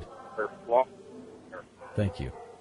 I just wanted to ask David if, in all of the victims, has he checked into like medical histories of these to see if there's anything that's linking like blood type, RH? Did they have surgeries? Because it sounds like most of them were in great shape physically, but I was just wondering if there was anything else that maybe tied them together. Okay, and I would assume finding out medical information of these disappearing people would be difficult, David. Were there any kind of similarities of any problems or anything? So federal law prohibits the dissemination of your medical history. So that's something you should protect, and you shouldn't give it out. And blood type is something that's not listed in any coroner's report, any document like that. There's nothing seen as interest or value there. There's no DNA information in a coroner's report. All of those things are irrelevant towards the cause of death. Jeez, strange. Rick, thanks. Let's go to Frank in Newport Beach, California now. Frank, you're up with us. Go ahead. Hey, guys. Thanks for having me on the show. I have actually two stories of people I know personally who had kind of similar disappearance experiences on a college campus. Love to hear it. Go ahead. Yeah, so the first time, they both happened my freshman year of college. The first time it was a buddy of mine from the dorms. We had all been out partying and stuff, and, we had been drinking, but all of us were coherent. We weren't like, blackout drunk or anything. Right. And anyways, we're going back to the dorms at the end of the night, and one of my buddies had his bicycle with him. So the rest of us are walking, and he's kind of, riding circles around us on his bike. Finally, he takes off. Once we get to campus, he takes off heading south towards the dorms. So we figure, okay, we're going to get back to the dorms. He's going to be there waiting for us. We get back to the dorms, and he's not there. So we wait around. We figure maybe he got food or something. Sorry. And so he doesn't turn up for like an hour. So we start calling him, texting him and stuff, and he, no response. Finally, he answers the phone after about 2 hours, and all we hear is like super heavy breathing, and we're trying to talk to him like, hey man, where are you? What's going on? Just super heavy breathing. And finally, we start hearing him. He's kind of like mumbling, like we can't really make out what he's saying, and then he hangs up the phone. So we went back out and started looking for him, around campus and stuff, and nothing. We couldn't find him. So the next day, he shows up around 1 p.m., comes back to the dorms, and he looks like crap. He's same clothes as the night before, looks terrible. And we're like, dude, what happened? And he goes, I don't know. I woke up in a field like 6 miles north of campus. The last time we saw him, he was biking south. He winds up 6 miles north. And he's like, yeah, I woke up in a field. My bike is gone. I have no idea what happened, and I just had to walk home. So to this day, we have no idea what happened to him. What does your gut tell you? I have no idea. I'm just totally baffled on this one, huh? Yeah, because we were all experienced with alcohol and stuff. Like, we knew how to handle our drinks. None of us were blacked out. We were all coherent. Otherwise, I would have figured, maybe he was just super drunk and had no idea. But we saw him heading south onto campus. Like, he rode onto campus, which is well lit. There's police officers patrolling, and he winds up far north. So super weird. Anyways, it gets weirder. About maybe 2 months later, my roommate doesn't come home after one night of partying. Oh my God! Which was normal for him. He had friends out that lived off campus who he would occasionally crash with at night, And so, he doesn't come home. I think, all right, he's just staying with friends. Next day, he still doesn't come back. Next morning, I figure, okay, maybe they got breakfast together. They're hanging out or whatever. By the afternoon, I'm starting to get weirded out here. Yeah. Sure enough, his friends that he would have been staying with come knock on my door and they say, hey, man, have you seen so-and-so? And I go, no, I haven't seen him. I thought he was with you guys. Well, sure enough, they're like, dude, he left the party last night. None of us have seen him. He's not answering his phone. We don't know where he is. The last we heard from him, he posted a video like this. It's that Snapchat where you post these short videos of yourself. Right. They're like, yeah, he posted a couple videos of him, like, riding his bike down a big street, just breathing super heavy. And we're like, what the hell? So finally, it turns out we call the county sheriff, thinking, we call the hospital, we call the sheriff, trying to figure out if they picked him up. Right. Sure enough, it turns out they picked him up about a half mile away from the field where my other buddy spent the night. Oh. They picked him up a half mile further down the same road, driving a golf cart. He lost his bike, somehow wound up on a golf cart. But he was okay. Yeah, totally healthy and everything, yeah. What state was this happening in? This was Santa Barbara County, California. Do you get a lot of cases in California, David? Not too many. No. The national parks, yes. The biggest cluster of missing people in a national park is Yosemite, and it's the biggest cluster in the world. And then there's a series of disappearances all up and down the Sierras. There's some just outside of L.A. There's one real famous one involving a fireman named Mike Herdman. Disappeared kind of between L.A. and Santa Barbara in that area. But not a lot in that coastal zone. David, what would you recommend to people who are going to go camping in a state park or a federal park? First of all, always carry a personal locator transponder. They cost between, say, $150 and $300. And what they do is, once you activate it, it sends a signal up to a satellite. That satellite sends a message to NOAA, our governmental agency. They call the search and rescue group or law enforcement group in the area where you activated, and they can come out and find you within 10 feet. I have never heard of somebody disappearing carrying a firearm and a personal locator beacon. Right. So you would think anybody who went out in those areas would have a personal locator and maybe a gun. Yeah.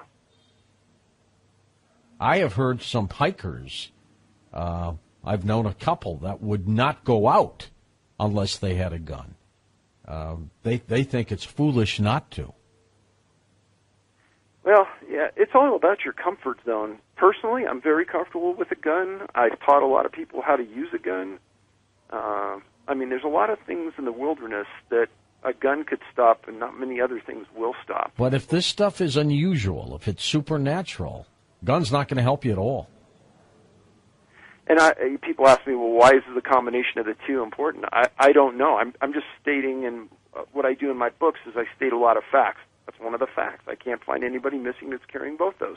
If for some reason, and this is weird, but you've got the personal locator on and it's beeping away, and you're picked up by a satellite, and they're able to track you at any given moment, and then you stumble into another dimension, for example, you're just gone.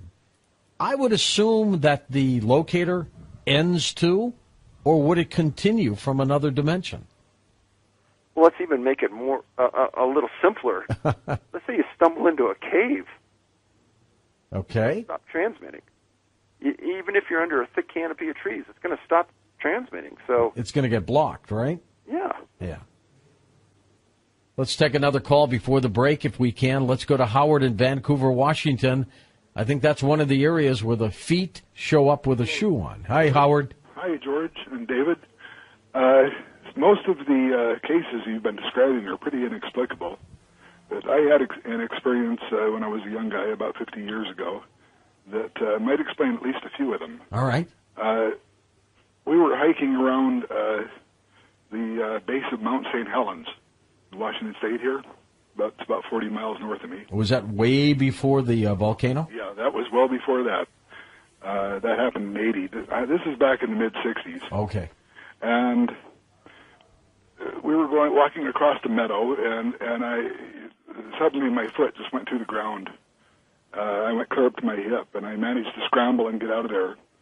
And what we didn't realize or weren't really thinking about was that the entire area was saturated with these lava tubes, just honeycombed with them.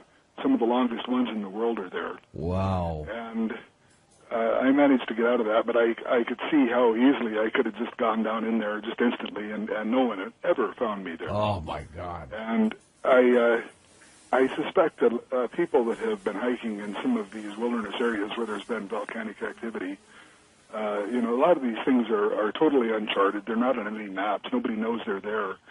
And some run close to the surface like that. But Howard, wouldn't they, when somebody doubled back to look for their friend, wouldn't they see the hole where the tube was? Well, you would think so, unless the rocks fell in on top of it or something, I would think.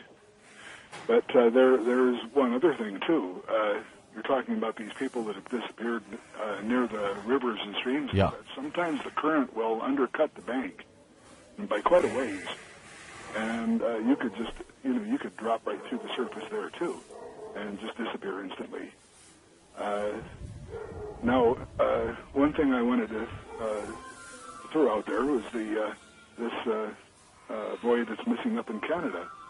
If I were looking up there, I would be looking for things like old wells or sinkholes or anything of this nature. Yeah, but this was on their property, and I'm sure the family knows exactly if they have those out there. Well, you would think. A sinkhole, you'd see that. You'd see the remains of it. But an old well, sometimes they're covered, and you don't know it's there. That happens. Well, yeah, but they'd know where to go check. Yeah, that's my point.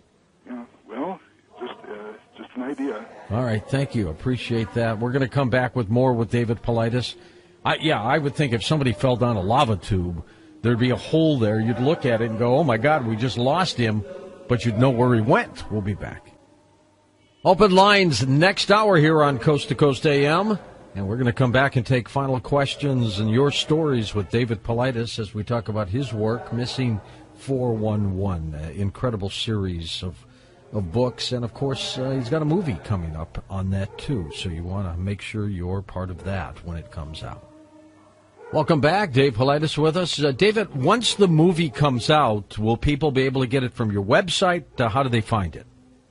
Well, that's a great question, and we're not sure what the distribution arm is going to be right now. We've had a couple interesting offers, but I really don't know right now, George. I wish I could explain it better. Okay. But I don't. All right, but when the time comes, of course, you will let us know, and we'll let everybody else know, too.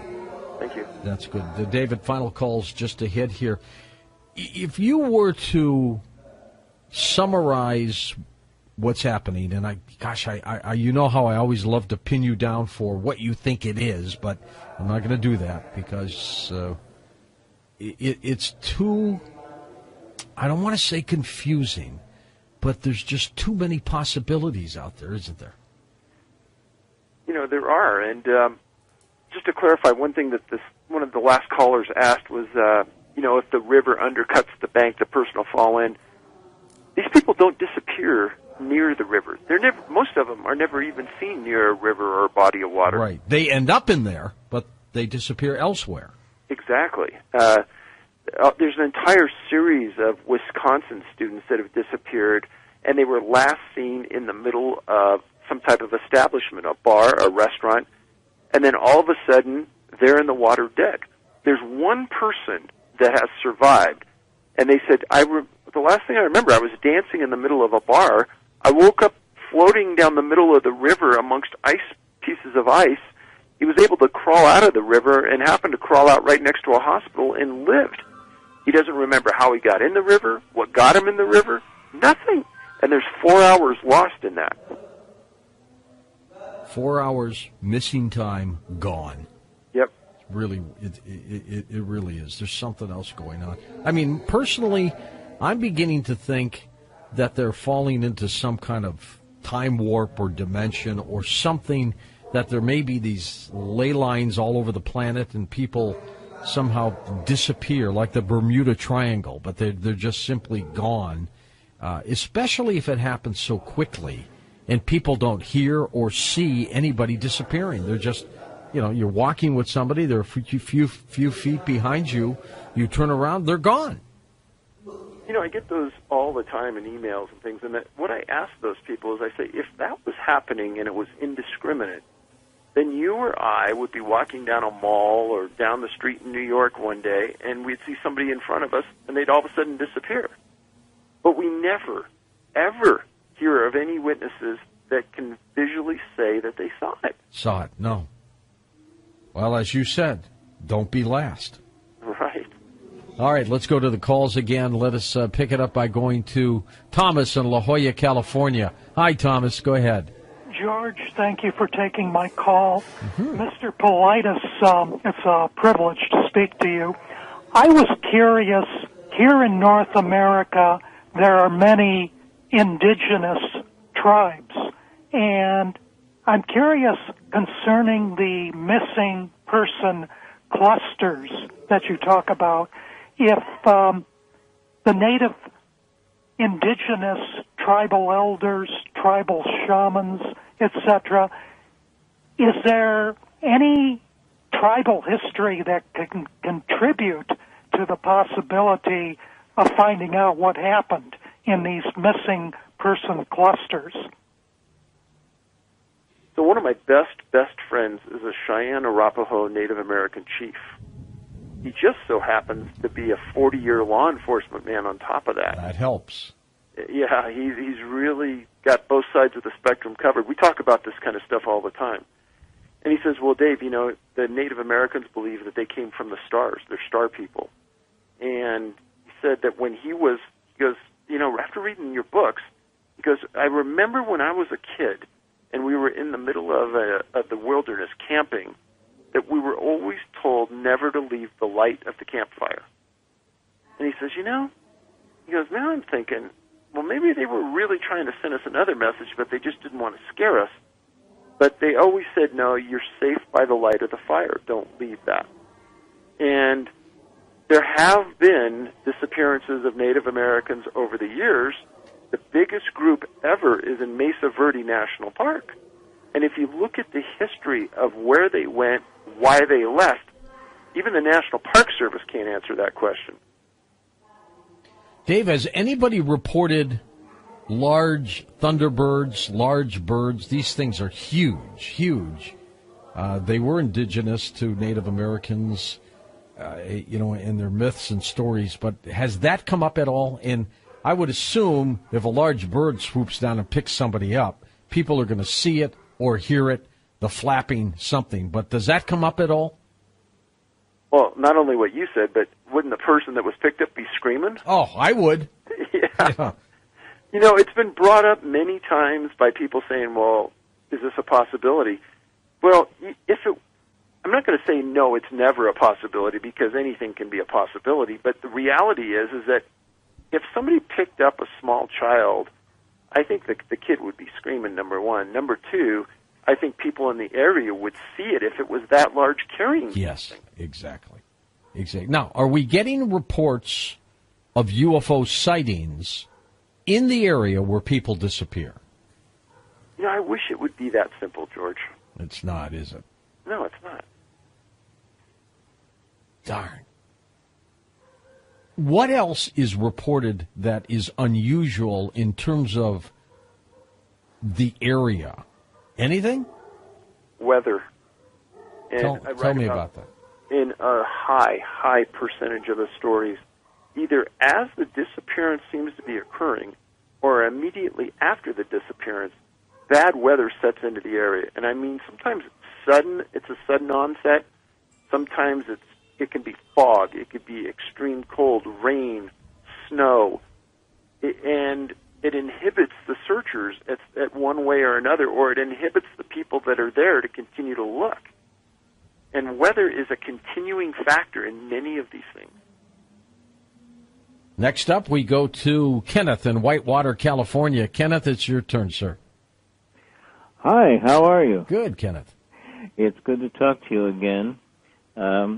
My question for David was, are any psychics ever consulted on these cases? I'm a sensitive, and strange things that I have witnessed during my life. I'm 80 years old. So I have some questions as to paranormal events also. But I'm wondering if psychics are ever, talked to on these cases. Psychics or remote viewers, David? Great question. So I am not someone that would be bashful about using one, except I am very careful about who I share my information with and the competency of the person that I'm working with.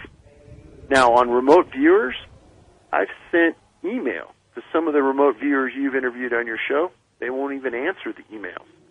And I'm not sure why.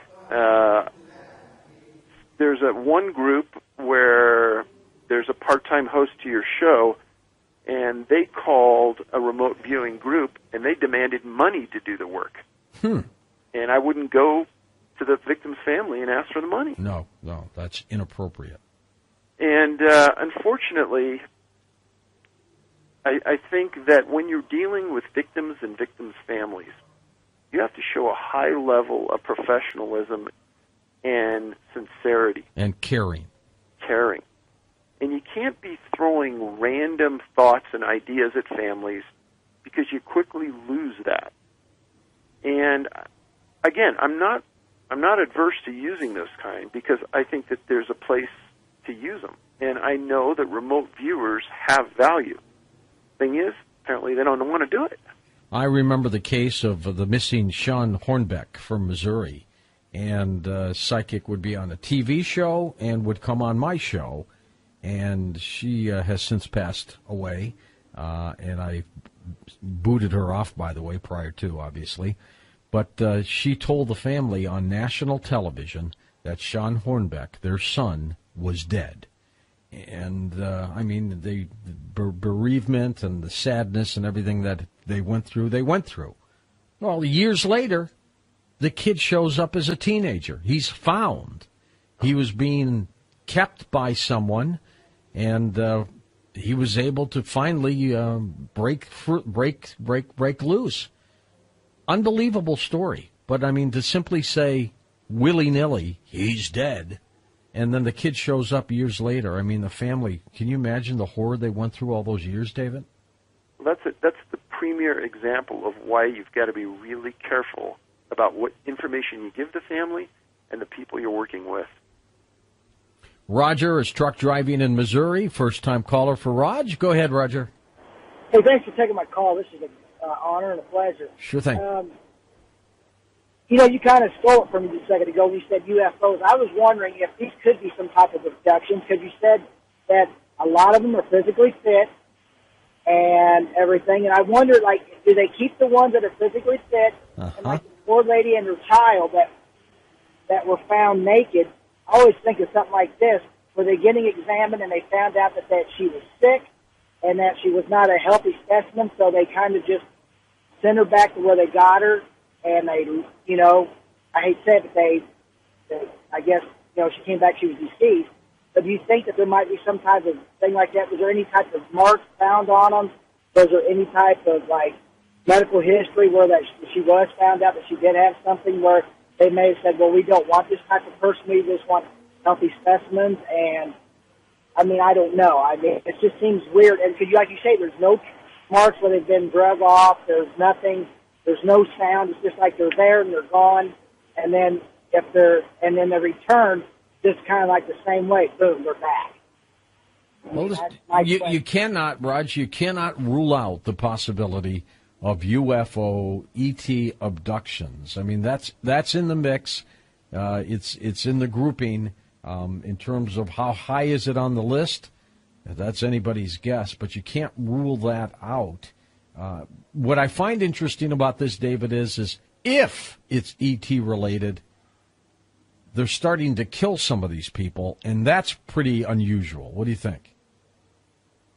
You know, I think that whatever is happening here, especially with the water-related deaths, whoever, they know what this GHB is doing to the people. And by putting them in the water and having them drown, it's easy to just relinquish and say, hey, you know what, stupidity, they drowned in the water, too much drinking. It goes to plausible deniability. And I think that's the best example. Now, in the woods, the plausible deniability is hypothermia. In the old days, they used to say, well, he died from exhaustion. You don't hear that anymore. But I think that there's something. In the last 6 months, I've had 3 emails, and they all said this, and I thought, wow, that's weird that 3 people came up with it. And that is that they asked me, they said, well, Dave, there's no marks on the bodies. I said, correct. There's no acts of violence on the body. Correct. And then about the 3rd time we exchanged, they would say, well, it sounds like they stole their soul. Stole their soul. Whoa. Donald in Kent, Ohio, welcome to the program. Hi, Donald. Brother George, it's always a pleasure. Thank you so much for your program. And Brother Dave, I want to thank you for your courage and tenacity. Obviously, there is a religious component here. You know, I grew up Roman Catholic, and in our religion, we have what was called the incubus and the succubus that, you know, basically cause sleep paralysis. I don't want to go there right now. Where I want to go is in Psalm 74. The dark places of the earth are full of the habitations of cruelty. And in Revelation 5, no one in heaven or on the earth or under the earth was able to open up the scroll. So obviously you're talking about this water component, and I think there's also like a mineral component with rock fields, hills, mountains, things of that. The one gentleman brought up blood type. Nobody checks that out. They ought to do a hormone profile, a high level of adrenaline, the fight or flight hormone. Mm-hmm. There's other things that they can check on. Now, with UFOs in Mexico, they've been observed flying into volcanoes, and some people have seen UFOs fly into Mount Shasta. So, sure. There's a lot of things. You're doing an excellent job. What about witness confusion? When these people disappeared, did people have like a faintness or a confusion, things of that nature? I've never heard of that. The only thing that comes up along those lines is sometimes a person will tell their friends, I don't feel good, and I'm going to go back to the car, I'm going to go home, and that is the separation point between them and the others, and then they disappear. And that's come up quite a few times. And they're gone. It's almost like something has triggered them and, centered them to not feel well so they could walk away or break away. Maybe that's part of the MO. Could be. And it just seems like has anybody disappeared in the middle of a group, right in the middle of the group, and they're gone? Several times. In fact, there's a series of college-aged men in Wisconsin and Minnesota that disappeared almost under those exact circumstances in a bar. And their friend said, we never saw him leave the bar. And there's one case, a very famous case out of Columbus, Ohio. A medical school student was on the 2nd floor, only one way in and out of this place, and it was filled with CCTV cameras. The detective said he watched the cameras for 24 hours over a 3-day period, every camera, and he said the man never left the bar. He was never seen again either. That's weird. It really is. David, your next project, what are you going to work on next? You don't stop, I know that. Well, what I tell people is that, some people get frustrated that I never say exactly what I'm thinking about what may be happening. And, George, to be an expert on UFOs or, paranormal or whatever, it takes years of study. Yes. Well, I'm studying this one little segment of missing people, and every year or so, I'm finding another spoke in that wheel. And if I can delineate that spoke from everything else, it helps us to understand what is happening. And until I hit that wall where I say, hey, I can't find out anymore, I'm going to keep looking. So I'm still looking for another spoke, and I have no doubt that I'll find it in the next year. But for right now, I'm pretty satisfied that the guys going in the water, the people missing in rural areas, national parks, national forests, I'm solid there. I know what's happening, and we could almost track it that it's going to happen again. Because you're so close to it, David, is it scary for you or not? It's scary. It's very, very scary when somebody goes missing, and I can almost say, hey, this is going to happen. It happened with Mike Herdman in just south of Santa Barbara, north of Los Angeles, a fireman that disappeared. I happened to be on a show, and they said, well, where's he going to be found? I said, well, if everything fits, he's going to be found on the hillside, an area that had been searched many times before. Son of a gun, that's exactly there he what was. Wow. All right, David, my friend, stay in touch and let us know when the movie's ready. We'll put a little clip up for you on the website. David Paulides, of course, Missing 411, website linked up at coasttocoastam.com. Up next, open lines on Coast to Coast AM. And welcome back to Coast to Coast, and many thanks to David Paulides for staying with us 3 hours talking about a most riveting subject. My gosh. Okay, but we've got open lines for you this hour. Just about anything goes, so get ready to make the calls. Lots of things going on today on this planet, and you want to talk about it, we can. Next on Coast to Coast AM. And we're back, and don't forget, we're going to take your text questions as well for Tom, so we'll do several of those this hour as well. Here at Coast to Coast, and let us go to the phones to get things started because, folks, this hour is going to fly by. Let's go to Faith in Dayton, Ohio, east of the Rockies. Hello, Faith. Good morning. Good morning. Thank you very much. Now I cannot sleep. Me too. Same thing. You know what? I'm a coastie. Good. So it's okay.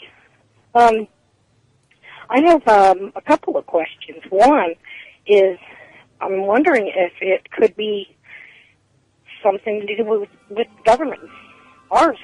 You can't rule that out either. See, David is very non-committal. When I've tried to pin him down in the past about what this might be, he doesn't want to say. I think he has his own idea, but he doesn't want to say. But I noticed that. But when you say, government involvement, anything, I think you can't rule it out. No. That one in Columbus, Ohio was really crazy. Because I'm near Columbus. Oh, too close, way too close. It gives me the jeebies. I mean, can you imagine being with somebody, a friend, a loved one, anybody, a child, you turn around and Faith, they're gone. Perhaps that would mess me up. I don't know, I think I'd be done. I don't think I'd be the same. I mean, if something... Oh, no, not even. Scary stuff. Okay, thanks for being on the program. Next up, let's go to Todd in Battlefield, Missouri. Welcome to the program. Hi, Todd.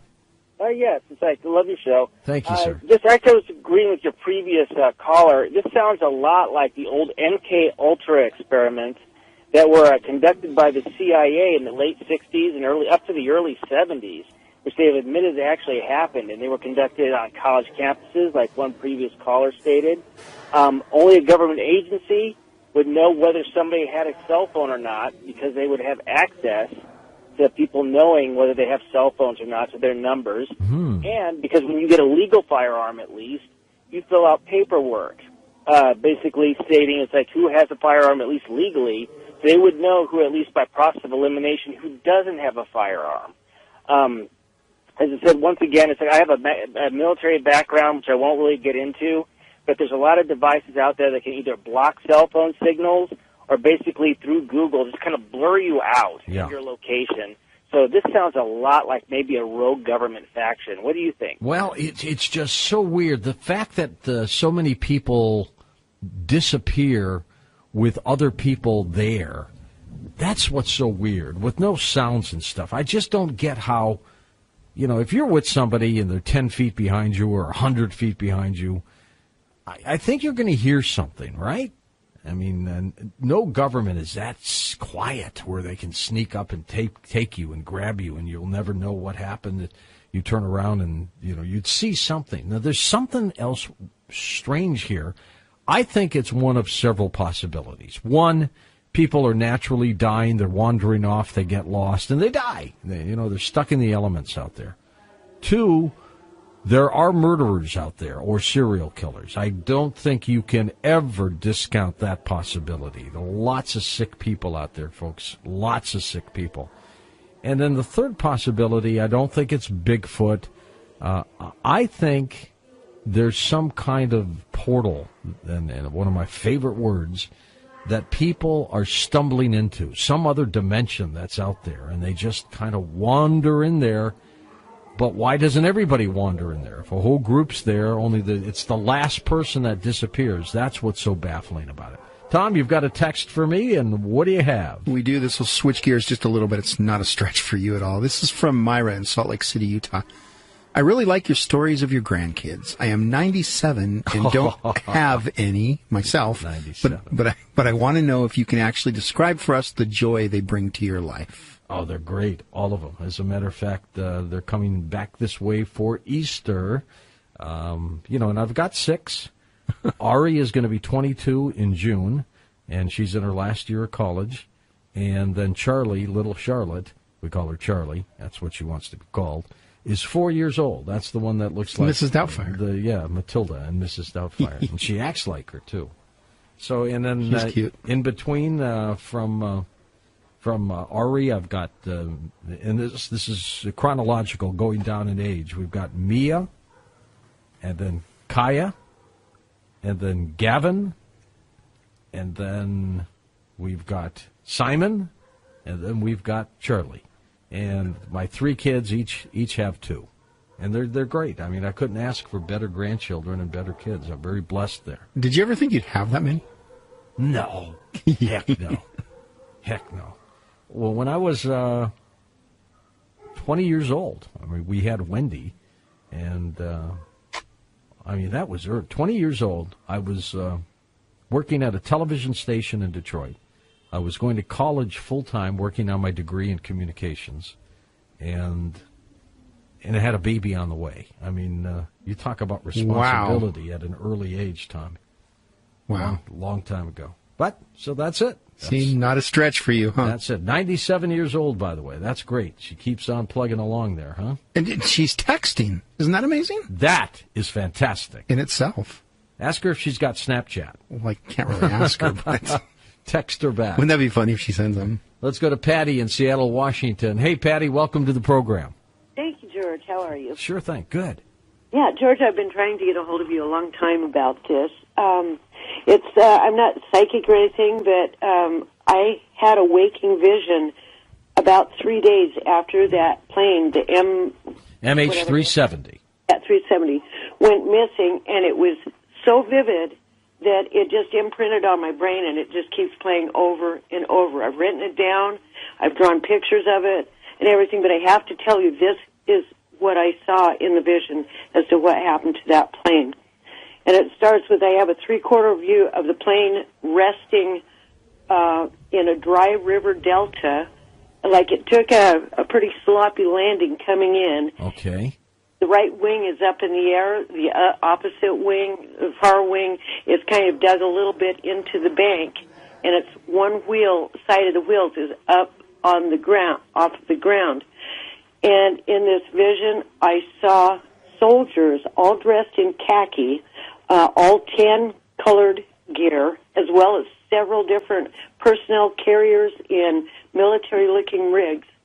And these soldiers all had their backs to me except the far one, so I couldn't tell a race or anything with them, but they were wearing very specific round-top hats with a brim on them. What color? And they had the little shield that goes around the back that protects the neck from the sun. Yeah. What color hats were they? Pardon? What color hats were they? Because that's important. Khaki sand-colored. Okay. Yeah. And also, they were unpacking and running towards this plane with cargo netting. Did the plane look intact? It wasn't broken up, was it? Oh, it was not broken up. Now, the only thing I could say would be the right side of the plane, as if you're sitting in the plane, the right side of the plane was dug into the bank a little bit, and it looked like something, it had caught something and caused the plane to tilt up on one side. Okay? And of the other details, I could see no signs of any passengers. You know, there were no, like, people. All these guys running towards it. They were unpacking the cargo netting and everything. I wanted to say about the river, like a dry river delta, you know, where no water had been for quite a while. But the banks of it were high enough that it would go over the top of the plane, and it couldn't be seen from ground level. Okay, and even though you couldn't see the passengers, by the way the plane had landed, could you assume that the passengers were okay? I would say so, yes, because the plane did not look damaged. There was no front damage or anything. Just when it had come to rest, it had caught a wing in the sandy bank, and that had caused it to tip up at the very end. And otherwise, the plane looked completely intact. Did it look like the plane could be towed somewhere? From the view that I was looking at it, that would have been behind me. It would either have been towed back out the way it came in, or forward, to an area I couldn't see.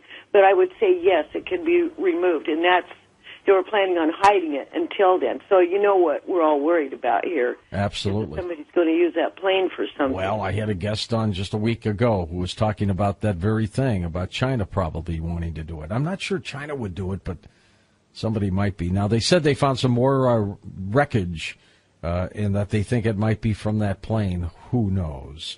Let's go to Lucas in Vancouver, Canada now. Lucas, welcome to the program. Hello, George. Thank you. Sure. Yeah, I got a question. Well, I got a sort of a theory as to maybe why people are going missing. I've been kind of thinking about it. There's a lot of conspiracies, of course. You got many people on your show, and they all have their input on the different things that goes around in the world. Yeah. And one thing that I thought was perhaps when the two types of people that go missing are the ones that go in national parks and one in cities and colleges. So you have the urban center, and then you have sort of like the parks. And to throw people off, for example, in national parks, they always end up with hypothermia, drowning, or people automatically assume it's maybe animals. So it's almost as if people are disappearing, and then we automatically just say, well, it's due to drowning or animal hypothermia. With the city colleges, it's GHB, it's too much drinking, or they drowned in the water. And it's almost as if something's trying to throw us off from finding out the truth. And the last thing that you guys played about that clip, yeah, person, that was horrible, wasn't it? It was, and I don't know, I got chills up my spine as well. Like me too. And it did kind of sound like a sort of like a creature, kind of at one point. And then when they said that there was a person that said stop, and then, and dead, it's kind of like maybe something told whatever that was to stop frightening the person. And then, like, you even said that it's maybe a portal. And I was thinking, like a lot of the movies that we have, like sci-fi movies, when people go through a portal, it's like a vacuum, and perhaps when they go through it, they don't have any air, and as they pop out through the other side, they're just, they're missing clothing or whatnot, and it's like everything's sucked out of them, all the energy sucked out of them. So, I mean, you got these different theories. And with the German descent, the people that are going missing, I had a theory perhaps there's a Nazi connection. When the Nazis all left Europe and took off running, perhaps, I know there's a theory of them going to Antarctica, the Hollow Earth theory. It sounds really crazy, but perhaps there's places that they're hiding, and maybe they need people from German descent for whatever reason. Maybe more genetic testing. I don't know. It's just a theory. You're right on there on a lot of things, by the way. Got to tell you this really sad story that occurred. I have, when I'm in Los Angeles, I've gotten to know a lot of people. I mean, a lot of people. And there was one guy who was just a neat guy. Loved the show, just was full of life. And his daughter, her name is Allie Cobran, and Allie is an up-and-coming actress. I mean, she is really doing a lot of work out there in Hollywood. And great girl, very attractive, and just the ideal daughter, and is doing well in Hollywood. She sent me a text from her father's phone a day or so ago, and said she had horrible news. And I just had seen him like 4 days ago, and said that he had died Sunday morning, and they're going to cremate him. Unbelievable. But the message here I want to impart in everybody is how quickly your life can change and everything around you change. I mean, I just saw the guy, and now he's gone. Now he's dead. And so my simple theory is truly live every day like it's your last, because you just never know when that clock is going to stop. Mike in Ohio, take it away, Michael. Hey, good morning, George. How you doing today? I'm good, thank you. Hey, I was going to send you an email, but I got busy. I'm going to start a blog. Oh, are you? Cool. Yeah, it's going to be for charity, and it's going to help people, and stuff Good like for that. you. And I was going to talk to David because I had an experience in 2010. What happened? I was in Cuyahoga Valley National Recreation Area. I'm of German descent. I usually run about 6 miles a week. And I was out there, and I had an experience that scared the hell out of me. Same kind of thing, like a disappearance? Yeah, almost. Like I almost could have been. And I've always had a propensity to just sense evil. Yeah. So, like, 1 second I sensed it. The second I was like, are you sure? Sure this is what it is? And yes, and by the third second, I was turning around, running the other way. So you were jogging, you were out jogging. Yeah, oh yeah. And what did you feel, though? I mean, did you see anything? No, it doesn't feel like a sense of fear for me because I wasn't, other people, I guess I could say could be afraid. Were you alone? Oh yeah. Okay. Oh yeah. And it was just a sense of ultimate evil. More than fear for me. But I could see how other people could be afraid, and maybe, people of German descent don't get afraid as easily. Well, now, did this evil feel as if it was engulfing you? Almost. Except for the way out. Except for the way that I ran, that I was coming running down the trail. I turned around and immediately, boom. You literally ran out of it, didn't you? I tell you, George, I could run 2 miles in about 11 and a half minutes. Going to get you to the Olympics. And when I cleared the tree line, I had about 150 yards of grass to go through before I got to the parking lot. I could still sense it behind me. And I got to the truck, and I was gone. That's strange. And the only thing I could suggest to people, David suggested a personal locator, weapons, I could see that. But dogs. But then I found out with the dogs, you have to have more than 3. Why? And you have to teach the dogs to run ahead of you. Because when they stop, you stop. You stop. They won't go on. They won't go on if they sense evil. Now, do you think whatever's happening is truly supernatural?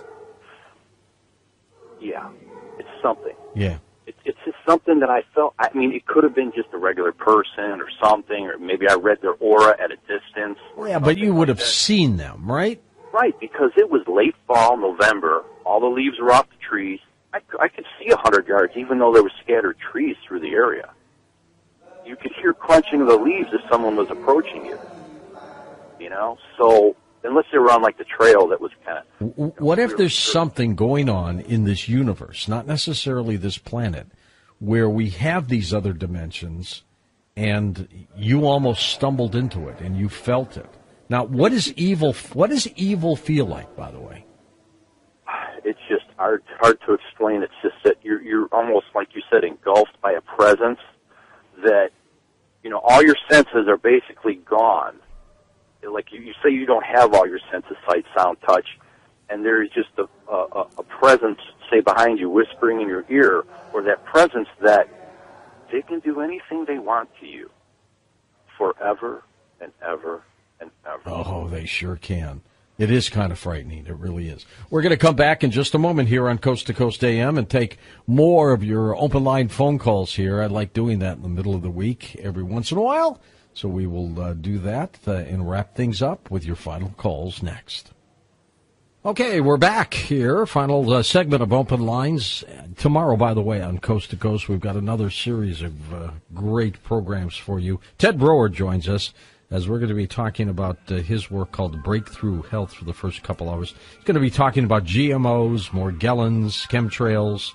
And then Ken Hansen joins us talking about the Visionaries, his latest work about just what the apocalypse holds for all of us. So make sure you're part of that Coast to Coast show. Let's go back to the calls now. We'll go to Ron in Idaho to get things started. Go ahead, Ron. Hi, George. Hi. I didn't get in time for David, but here in Idaho last summer we had a little boy go missing. And same kind of situation? Yeah, they were camping near a little lake in the Salmon National Forest, and the videos that I saw of it, the area was fairly well open, so there was no place a person could really hide so much, and the campground was full, so they moved farther down on the lake where there was nobody, and they were busy getting ready to go fishing or whatever they were doing, and all of a sudden that little boy is gone. He was like 2 to 4 years old. Oh, my God. And they hunted for over a month, and nothing was found. And then here this spring, just a news report about 3 weeks ago, they're trying to prosecute the family. But yeah, the family's always the first that they look at, all the time. Really a sad case, And I was thinking, when people were talking about how they go missing, I was thinking remember that Arnold Schwarzenegger movie where the cloaked alien? Mm-hmm. That they were fighting the Predator. I'm wondering if there aren't cloaked UFOs and aliens kicking these people out. That could be, Ron. That's a sad story, by the way, that you reported. Let's go to Jan in Brooklyn. Hi, Jan. Good morning to you. Hi. It's good what the guy just said because I have two different things. But my friend Benjamin called me this morning, and he started saying that they have they can make people invisible. In fact, you can even pay money to this university, like a couple of $100, and they'll teach you how to do it. How to become invisible? Yeah. So, I mean, they might have $200? That's not bad, huh? No, I said maybe 400 or 500.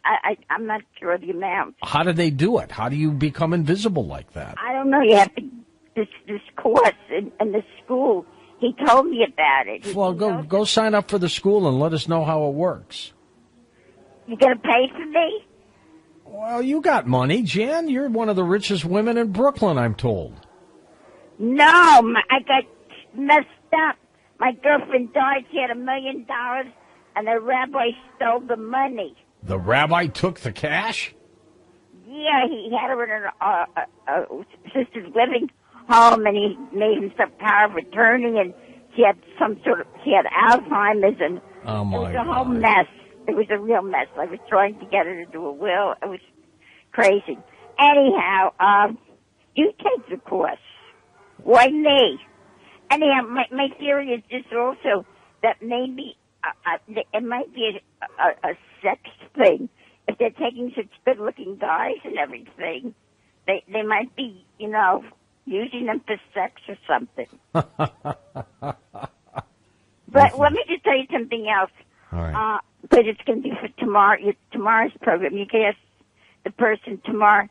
The psychic said that they're doing like GMOs and vaccinations and chemtrails to dumb down the people because the new babies being born are on such a high level that they need to dumb us down. Interesting theory. That could be.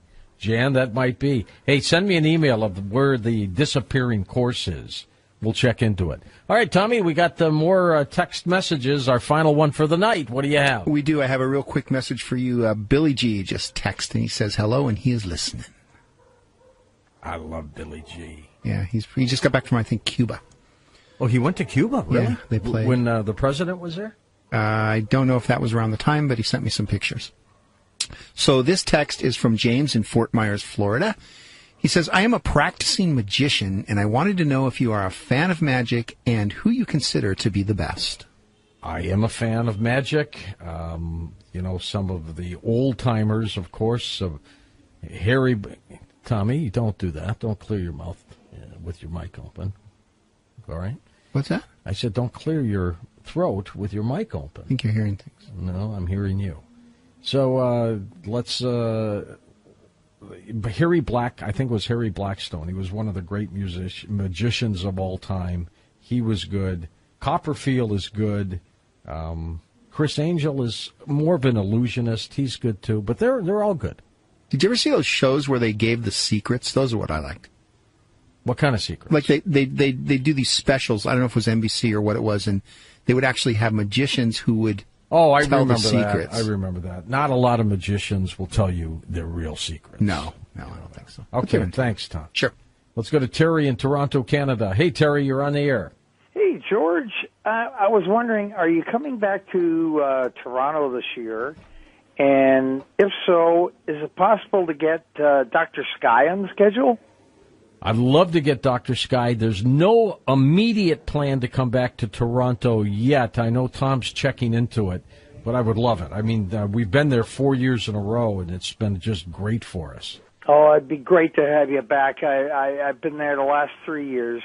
Well, thank you. Did you wait in the meet and greet line, too? Absolutely. Yeah, okay, I remember you now. Thank you. All right, Terry, thanks. You take care. Let's go to Jerry in Sacramento. Hello, Jerry, take it away. Hi, George. Thanks for taking my call. Sure thing. Hey, just a little change up on all the scary disappearance stuff that happened. Now, the one thing about the university where they teach you to become invisible, I think the only thing that disappears is your money. Maybe. But this happened to me a while back, and I was sitting in our local Taco Bell enjoying a burrito and looking around. It's like 1:30 in the morning. And how much traffic there is. The Taco Bell, there's people coming in and out. It's just how busy our lives are now, 24 hours a day. And all of a sudden I'm sitting there, and I look out to the window to my left, and here is my cat somehow got out of the car, and it's snipping the front tire of a car that's just getting ready to back up. Oh, no. And so I love this guy.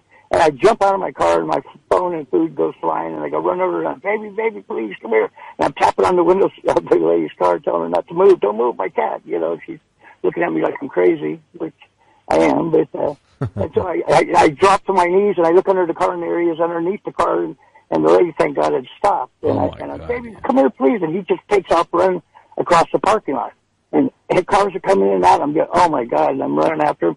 He stops, and he looks at me, sees me coming, and his eyes get really big, and he takes off running full blast right out into the street. And this is a real busy intersection. Now, I'm chasing him down the side of the road. It's starting to get dark. My sides are hurting. I'm chasing him so far. He goes up the on-ramp on the freeway. Okay, now he goes down into a gully along the side of the freeway. Oh, he's going everywhere. I'm George. I'm just thinking this is not going to end well. I know. I just know it. And I'm running down the gully behind him, tripping over people that were homeless people camping down there. Oh. And I'm in the dark now. And I just see my cat's tail just go disappear into the dark. And they're fast. I mean, you can't catch them. And I'm sitting there, and my heart was coming out of my throat. I love this guy so much. And I just didn't know why he did this to me. So I'm walking back to my car to get my flashlight and come back here and continue looking. And as I approach back to the car, there's my cat sitting in the window looking at me. No. And he's thinking, Dad, now why did you just change that strange cat so far? That's funny. That's a great It wasn't even my cat. That wasn't yours at all? Oh, The one you I thought changed. it was. Oh. Mine was still in my window. Something it was just a cat that looked like him. I thought he raced back and got there. Yeah. Oh well. Okay. Hey, thanks George, for the call. Thanks for everything. Okay. Let's go next to Tammy, a truck driving in Kentucky. Hi, Tammy. Welcome to the show. Hey, George. Hi. Hey, I got two things. First, I am a grandma who does believe in putting the leash on the youngins. Yeah. I mean, I used to think it was weird. Now I understand why they did it. Yeah, they can get away from you too quick in a crowd. Oh, yeah. Or somebody could I am grab one of them. Yep. Yeah. And secondly, my heart's kind of pounding on this one. It's about the disappearance of people. I had two encounters back in 2009, extraterrestrial encounters. The second one involved also reptilians. And I can only go into it briefly because there are so many details. involved, but when I told my story to someone that I have known all of my life, this person had also had an encounter back in the early 70s. And when I was telling them what had happened, they begged me to not talk about my encounters because of that exact reason. They said that they do not, the extraterrestrials and such do not want people like me who have had the encounters talking about it.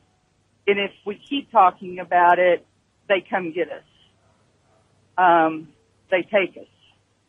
And so my heart's kind of pounding on this one. I haven't really talked about it or discussed it for probably at least 3 or 4 years now.